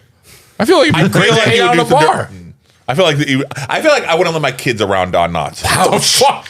You think he's a pedophile or something? If somebody came and told me, oh man, Don Knotts, come on, yeah, he had a whole fucking chest of fucking child porn that when he died. Come on. I'm like, oh my god, I'm not surprised. That makes sense. The incredible Mr. Limpet. Yeah. Wow. Certain people just give you like that vibe. Yeah. Yeah. And I think people named Don give me that vibe. I think Alec Baldwin gives me that vibe.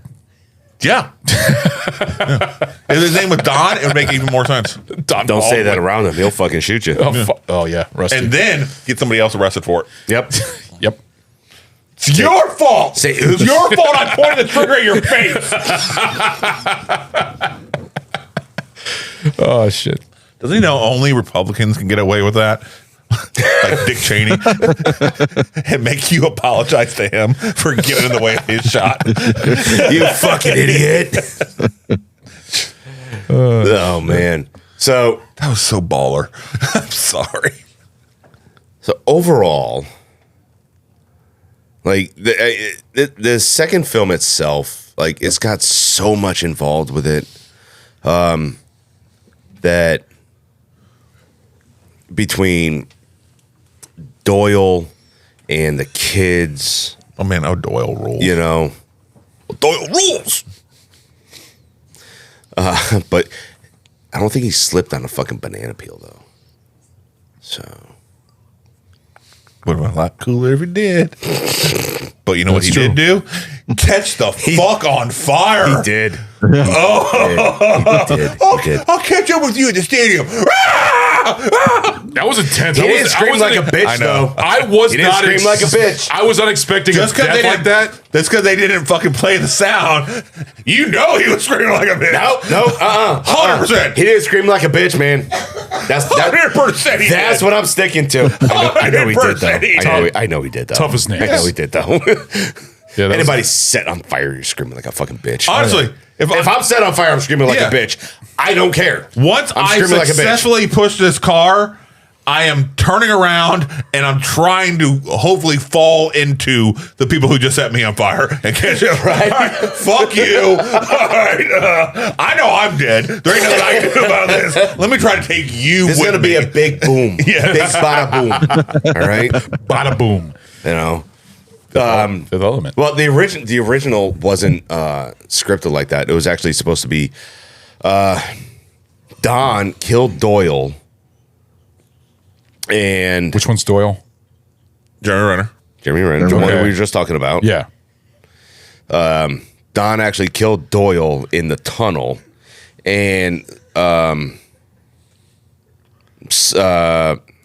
blanking on her name. The medical officer. Fuck. Oh yeah. Scarlet. Yes. Thank you. And she was supposed to go.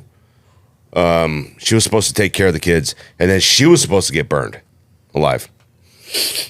Well, she got killed by Doyle inside the no, she subway did not. system. She did not get killed Not Doyle. by Doyle. Not Doyle. Don. Sorry, Don. In the subway. Yes. By getting basically beaten to death with the gun.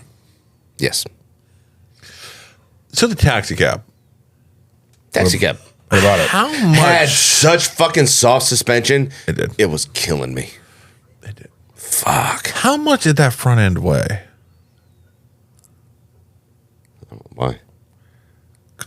They were able to fucking lift up that shit and I mean, I'm sorry. That's kind of not impressive. a lot. Not a lot. I mean, all right. Well, you got to figure. All right. So that's and it really seemed like most of the work was being done by the dad. All right. I'm just like, he's got that old man strength. yeah. I was like, that He is, really does. he got we're that real fucking strong. held Yeah. that shit. I mean, Adam, you know about that old man strength. You're talking about yeah. you're talking about the first movie?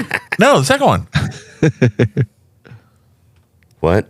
Wait, no, that's the first one. First one. First one. Yeah. Yeah, that's what I was saying. I'm sorry. I meant to mention it in the fucking. Okay, well, you Yeah. got me all confused. I thought it was No. we were talking about the second one. I don't No. remember them. I remember No. them in the tunnel in the first one. Yeah,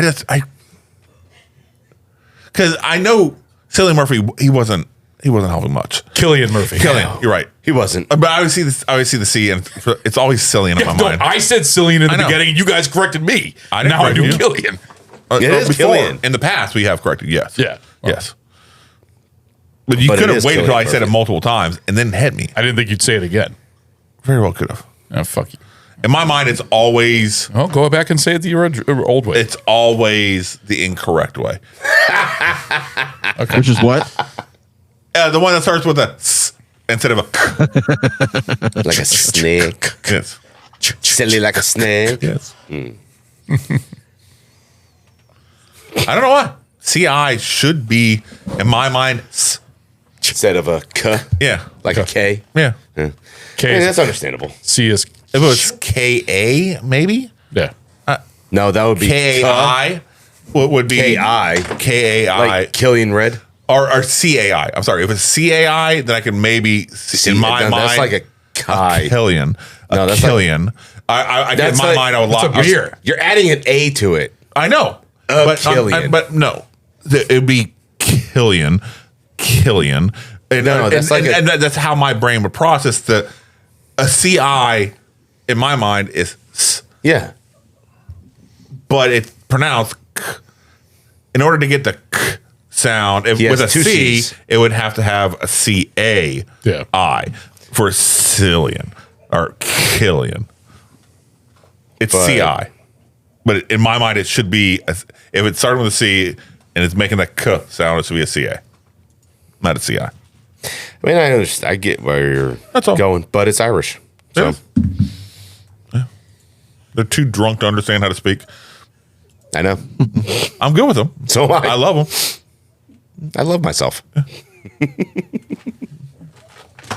So, how do we feel about the ending of it? The very guerrilla raw footage. The Paris of Paris fit It was good. perfectly. Yeah, it fit perfectly. That very fast, hard edits. The oh shit, and I was really hoping for a 28 months. Within a couple years, I was like, all right. I'm surprised I that want they're a 28 coming months. out. So they wanted to do a 28 months later. Yeah. But it things just didn't fucking pan out. So why are they doing 28 years? I mean, because of how Too long long it's for been? 28 months. Because it pans out that way. Oh, okay. Well, the fact that they're bringing Cillian Murphy back to be his same character.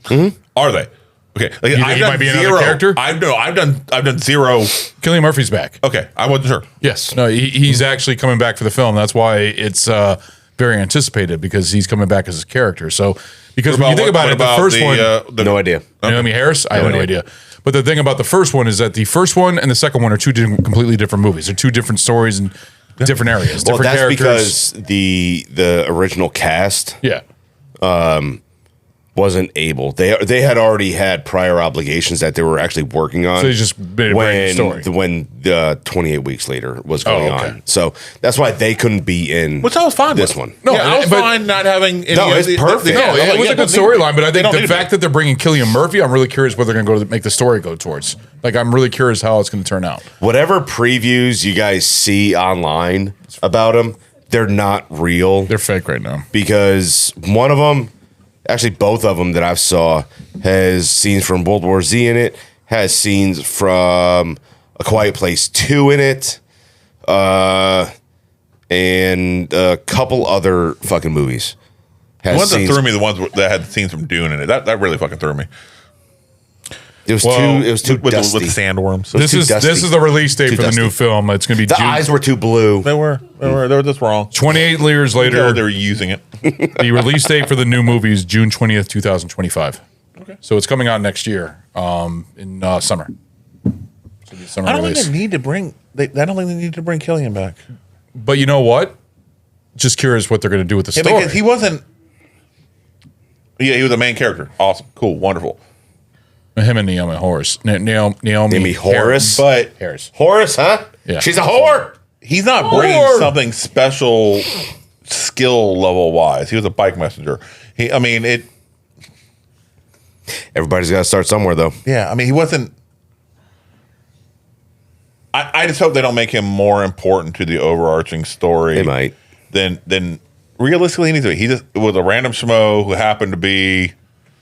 Yeah, but everybody starts somewhere, though. Yeah, but the reason why they're bringing him back, there's a reason. A big person. The reason why they're bringing him back is because all these movies now are sequels that are coming out with the actors from the original and stuff like that. It's a new trend in Hollywood where they're trying to bring all the old shit back because they can't think of any ideas. Unless he just dies within the first couple minutes. They could. He could definitely die in the first. He could die in the first 15 minutes and it'd be a completely different story. Yeah. But people are still going to be like, "Oh, Cillian Murphy's back. This is going to make money." Cillian Murphy being a Oscar winner of Oppenheimer, people are going to go see this fucking movie. It's going to be a hit because of. He'll be the one dropping the nukes on Paris. Probably. Bing. Never know.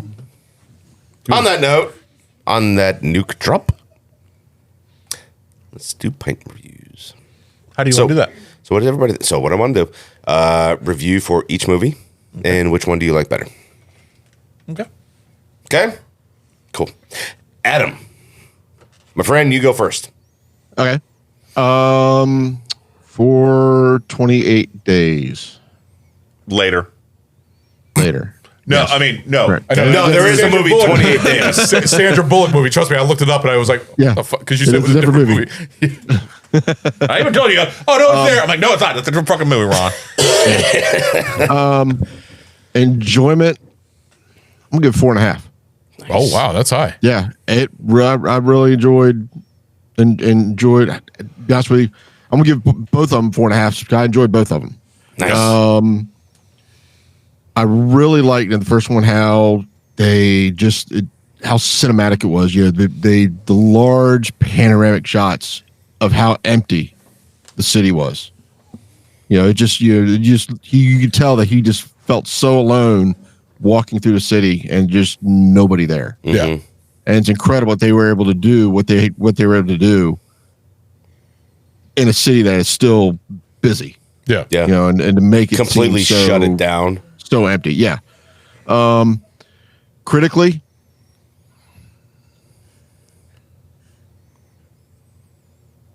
it's probably going to be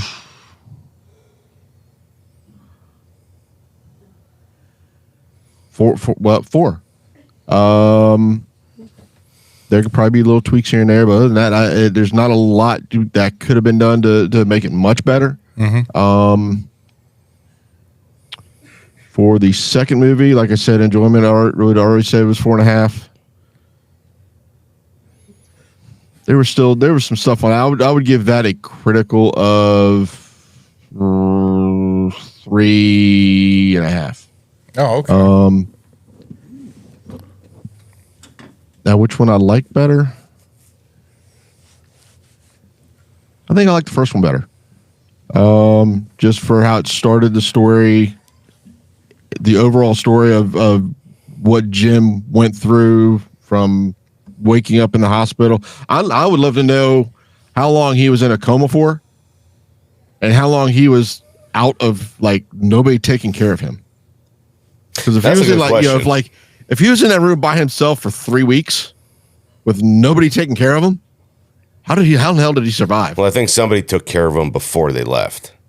Well, but what I'm saying is he's butt ass naked, sprawled out on the fucking bed. Oh, yeah, they took care of him. So somebody took care of him. but I mean, it's like, you know, as Rob would say, hell yeah. That was a fucking correction. Come on. Shut the fuck up. But I mean, how long was he in that room by himself? And, you know, IVs don't last that long. They don't. But no, they don't. What he could have happened, he may have been slowly starving in his body, and maybe that's why he's so ridiculously fucking skinny. Oh, when he got the vending machines. Yeah. But So actually, no, he couldn't have been that long because he had very little hair growth on the surgery side of the head. Yeah, There was very little hair You can growth. go Probably like a week. 3-4 days without water. It was probably like a week because he went into the vending machines right after he got out. You can go a week without water. Yeah. You can go a month without food. Right.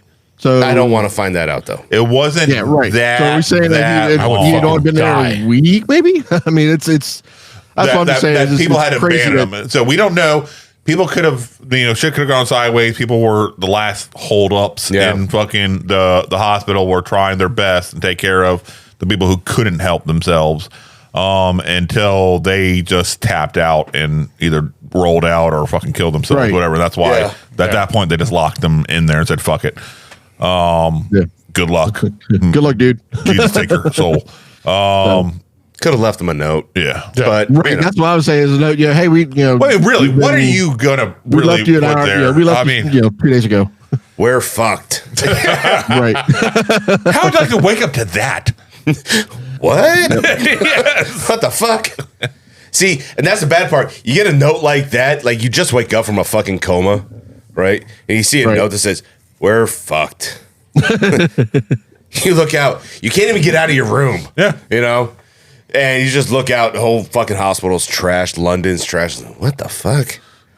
Well, I got a real like right at the beginning Walking Dead vibe because it's the exact same situation. So The Walking Dead took that liberties from this. Did they? Okay. Yes. Yeah. Yeah, because I was like, the waking up in the hospital thing and walking out into an empty city. I was just like, that's a lot like Walking Dead. Yeah. So now that makes sense that they took it from this. It's a scary ass way to open it, and it also thereby forces the main character to be in the same role as the audience. Yes. Right. You're learning along with them what's going on. Yeah. Right. So it works good. So Sweet. that's fine. So yeah, I would say, but the first one was probably the one I'd enjoy the most. Awesome. Stu? All right. Definitely enjoyed the first one more. I just thought it was so creative. It was indie, and it took stuff and revitalized a genre in a different way, and bringing in the idea of rage zombies. Which other movies may have kind of, I think the done other with movies copied this. But this isn't the first one that necessarily did fast moving zombies, but this is the one that I think did it. What other movie did? I just feel like there was other ones. I feel like I had seen other ones. I don't feel there was any movie with fast zombies. I'll do some research and I'll let you know in the You future. talking about prior to this? Yeah, I feel like there may have been fast moving zombies. I just feel after like this, you had World War Z. Yeah, Dawn of the Dead remake was the first one with the zombies that really ran like real zombies. This is a virus. I don't think there was fast zombies. I just feel like there was, but it brought enough originality to it. Kept it small, kept it almost intimate, but then also like you said, the scenes of the empty. Okay. Yeah, it says, what was the first film to include fast zombies?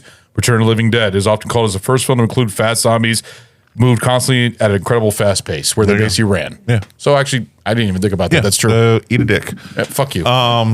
I know you would like to. We've established throughout this whole episode how gay you are. Yeah, no. Or how much you love the cock. Yeah, okay. You even cheered the idea of it. So I know how to handle this guy. Why do you do that? Don't do that to yourself. Don't do that to yourself. I'm gonna delete that. So it did it so well that it reminded me of, like I said, Night of the Living Dead. You know, a lot of the originators and stuff like that. But it gave its own voice to its own spin to it. You immediately connected with the character, the main character, in such a way. It freaked you out enough that you're like, oh god, goddamn, fuck. All right, and I enjoyed that. So enjoyment. This is a 5 enjoyment to me. It is wonderful as far as enjoyment. And I'd probably have to give it a 4 3/4. I know there'd be a little bit things that have changed, but not enough where I can jump out of me, where I can actually fucking pinpoint. But it just that nagging feeling, like I'm sure there's something that could have been done to make this just a little better. I just don't know what exactly. Okay. But yeah, I think the acting was believable for the situation that they were in. When I saw this, except for the dad and Eccleston, I didn't really recognize anybody at that time. Yeah. So I'm like, okay, cool. That was my first movie with Cillian Murphy. Yeah, it does good. So this way, I don't have any preconceived notions about any of these characters. And I liked the dad and Eccleston enough that I believed their acting abilities already. I was like, all right, cool. I'm cool with their acting abilities. I know they're going to sell me the character. Yeah.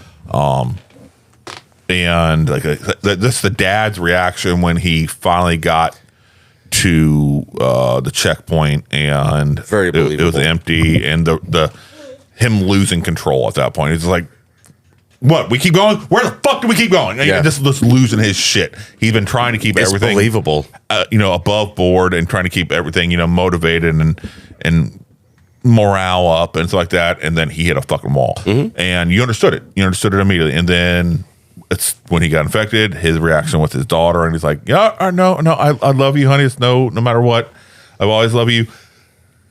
Stay away." Yeah. Because he knew what was going, and you felt it. He can only hold it back so much. Yeah. So I mean, but these are just little tiny moments, but this whole film was spread with those moments. And it was so believable, so understandable. The showing London so empty. I give them so much credit for a small, low budget film that this was, for them to be able to pull off such a real feeling of an abandoned London. Yeah. So well. Not a set, but like an actual. Yeah, no, you can tell this is London. This isn't, we got London just painted on a wall in the background. Yeah. No. We're on some fucking soundstage. No, you're not. You can tell you are fucking out there. Yeah. And the simple things like Cillian that's bending over and just picking up money and shoving it in a fucking plastic bag. I would do that if I had to fucking walk around. You don't know any better. What's going on? Like, yeah, money good. All right. Just that type of small shit, just so believable. It's so well done. I mean, especially at the time, how creative it was. Just it was chef's kiss. Sequel. Enjoyment, I'm probably going to give it a 4. Okay. Is a little bit more of a spectacle. So I give them credit for not just trying to do the same exact thing as the original. Give them credit right there. But by them making a spectacle, at some points you felt the intimacy with the characters that you did in the first one. But overall, I think you lost... By having so many characters, you lost that intimacy, unfortunately. Just trying to spread out the... It wasn't a personal story. Yeah. And so I wasn't. But it did become a personal story about halfway through. Yes. But because of how separated it was, I was like, okay, it's cool. It's understandable. I see where they're going. But it's just not it's not the same. That's a good thing, but also a bad thing. It's like this could have been another well done apocalypse movie, and just they could have called it, instead of the rage virus, the sadness virus or whatever. There was nothing directly necessarily tying it to the first one, except for it happened to be the rage virus in London. It lost the rest of the feeling that I think the first one had. So I'm like, okay, so it's still good, still really good, still enjoyable movie. Not quite as enjoyable as the way the first one was. Critically, I'd probably give this one a 4.25, which is still good, I think. I'm not disappointed in it. You at got a all. higher critical rating than an enjoyment. No. Yeah. A higher critical than enjoyment, yes. Yeah. Because I do believe the acting was well done overall. Everywhere from the kids to the mom to to Don to Jeremy Renner to Idris Elba. Everybody did really fucking well. I don't think the writing anything was really bad on it per se. I just think they had so many different characters they were trying to get you to emotionally connect with that you lost the emotional connectivity as a whole. Yes. You couldn't be, because they all had really compelling stories. It's just there was so little of them throughout that you were like, okay, I can't get as invested in them as I would like to. Yeah. That's my biggest ding against this. It was more of a big budget, bigger spectacle than the first one, which is good in its own way, but also it takes away from how great the first one was. So yeah, there you go. Cool. Ron, what do you think? All right, so I'm a big fan. Like I said, I'm a very big fan of Danny Boyle. Danny Boyle is always one of my favorite films of his is Steve Jobs, and I enjoy a lot of his other films. When I first saw this back then, I was like, it's fun. It wasn't everything else, but seeing this again, because this is only probably my maybe third time watching this. I've seen this once or twice back in the early 2000s, but seeing this now, this movie's fucking amazing. And I was watching this and telling Sammy, I was like, man, I forgot how good this movie was. Like, it's got a great story. It's a good personal story. I mean, with these characters trying to survive, basically, in this, which I thought was post-apocalyptic, but I didn't realize was just only in one area. I thought this was like a worldwide thing that took over the whole world. I mean, it kind of is, though. Well, we didn't know that yet. We didn't know that it was basically just in one area.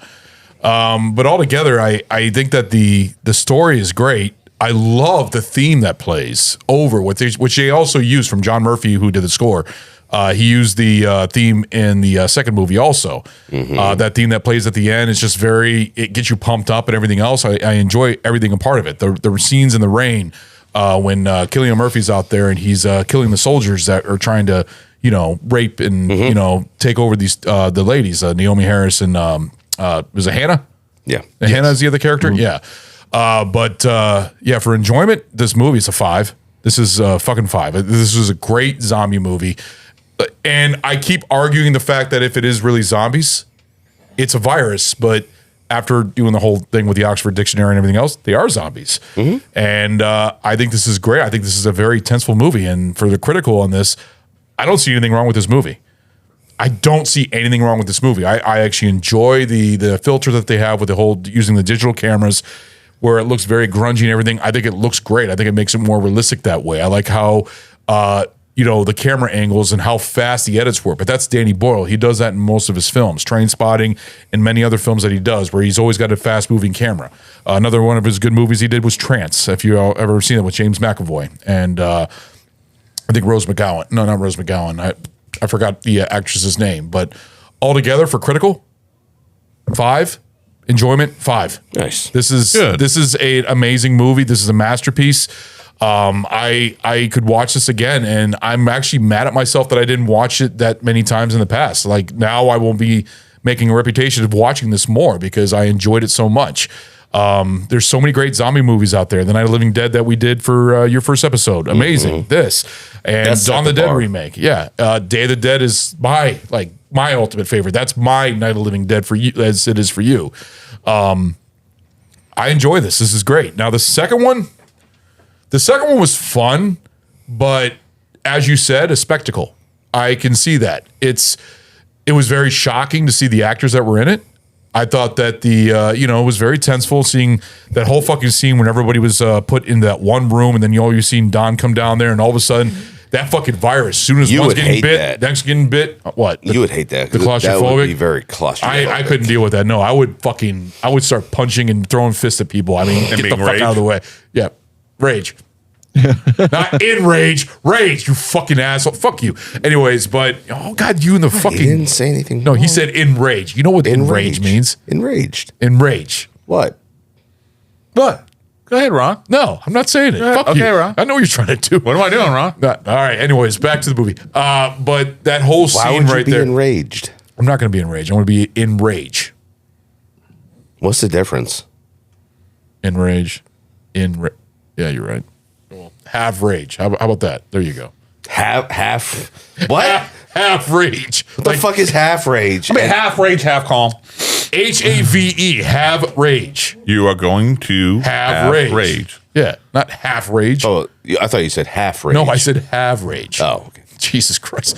Anyways, Sorry, it sounded like have. But no, for enjoyment on this, it was very, explosive. The firebombing and everything else, and it wasn't his personal story. What I liked about the first one, it was a personal story. It was a story of survival. The scene when they're out there going through the grocery store and getting excited, and getting all the groceries, and then just trying to survive that whole scene with the tunnel with the rats. This one was more of with soldiers. It kind of reminded me. It's a rebuilding. Yeah, but what it kind of reminded me of, even though the first one did have soldiers at the end, the first one is kind of horror, and the second one is more of action. So it kind of reminded me of Alien and Aliens. Would you guys think of that in a way? Because this one's got more soldiers and everything else compared to the first one, where it's mainly a survival story and it's a horror story. A little bit bigger, yeah. Yeah. I can see where you're going. You know what I'm talking about?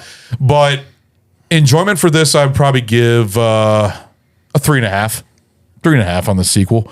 It's fun, but it's not as good as the first one. The first one is more enjoyable for me. Critically, I'd probably give it a 4.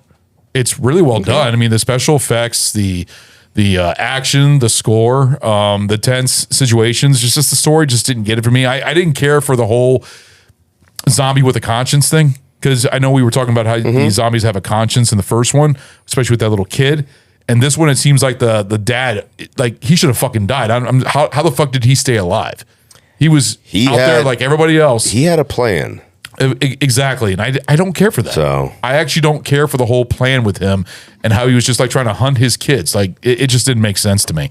But it was it was very violent. It was very intense. I wasn't expecting to be as intense as it was, but it was enjoyable. So I like I said, those are my critical and review rating, critical enjoyment on that. And the first one is definitely I prefer the first one altogether. Yeah, the first one's great. I'd watch that over and over again. So I think most people prefer the first one. No, I think I've already talked to other people and they said that they prefer the second one, but I don't know. The first one to me, all 2 of them, huh? All 2 of them. No, I talked to a couple people at work. Oh. A couple, yeah, 2. That's 2. Okay, several. There you go. No, several have said. That's about 5 or 7. Several have said they prefer. Well, no, they actually prefer the first one, but about a couple prefer the second one. Yeah, you're right. You're right. 2. You're right. You're welcome. There you go. I'm making myself feel. This is just stop. I'm just gonna shut up. Yeah, I'm just gonna shut up. There you go. Fucking hell. All right. So your first one. Hey, you know what? It's good comedies. There you go. First one, 5 out of 5, and critical 5 out of 5. I love this movie. This movie, I have like an infatuation with zombies. Is this your number one zombie movie?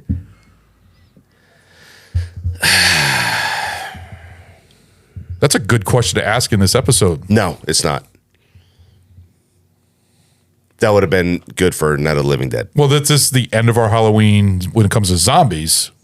We don't know. Future Halloweens might have more zombies. We don't know. Okay. All right. Just adding spice to your episode. That's all.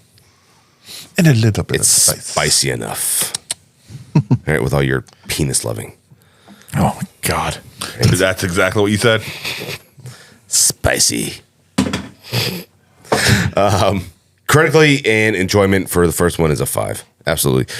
This movie here brought new vigor and rejuvenated, I think, the zombie world for viewers, because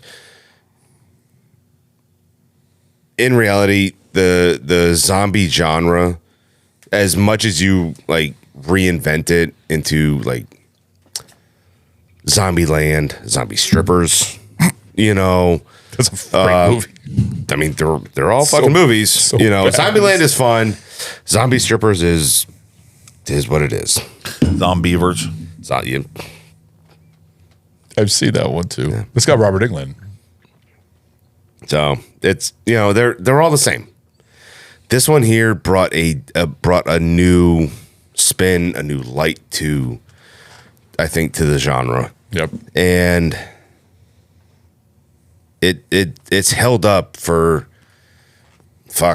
20 something years, and just like Night of the Living Dead has held up for 60 something years. Yeah. And that's lit. And Night of the Living Dead literally set the tone for everything that you fucking see.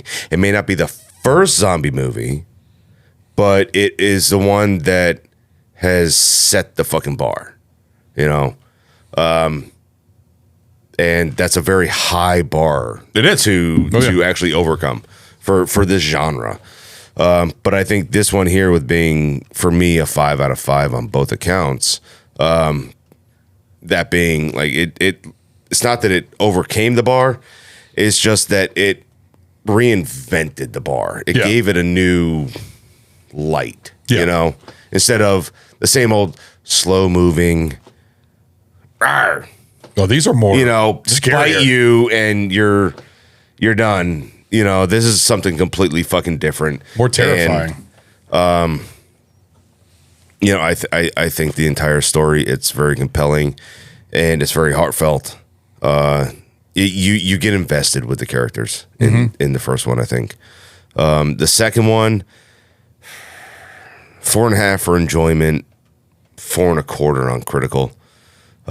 It's good movie. It's a very good sequel. It shows you something that you don't see in a lot of horror movies or zombie movies, or apocalyptic movies for that matter, is the rebuild time. Yeah. The rebuild factor of life, of what's going on. Right. And I think this movie here, I think the second film did it pretty fucking well. Now, obviously there's things that, are missing just a little bit, not a whole lot.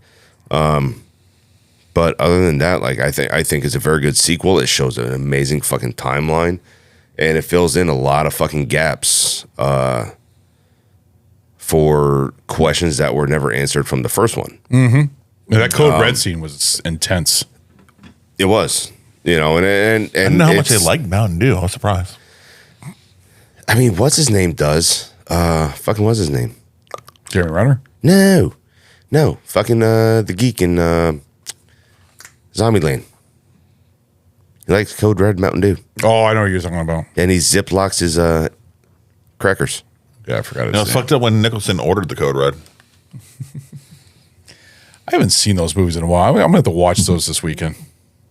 Mm-hmm. Did you order the Code Red? That's smart. That's good. Code Red. Yep. I want the truth. You can't handle the truth. So I want to thank you guys very much for indulging and enduring this shit show. Did you say your preference? No, my preference. Preference is the first one. All right. Yeah. So I want to thank everyone for listening and watching throughout this entire shit show of a fucking series. Oh, good job. You know, it was long, and yeah, these two fucking knuckleheads want to.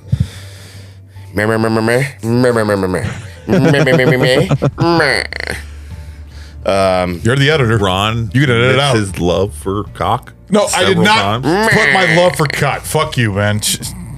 You put it in my mouth. No. Not what I meant. God, you just poked me in the eye. Exactly. All right, you guys have a great fucking night. Have a great Enjoy one. yourselves. All right, yeah, seriously, you guys enjoyed. Thank you for.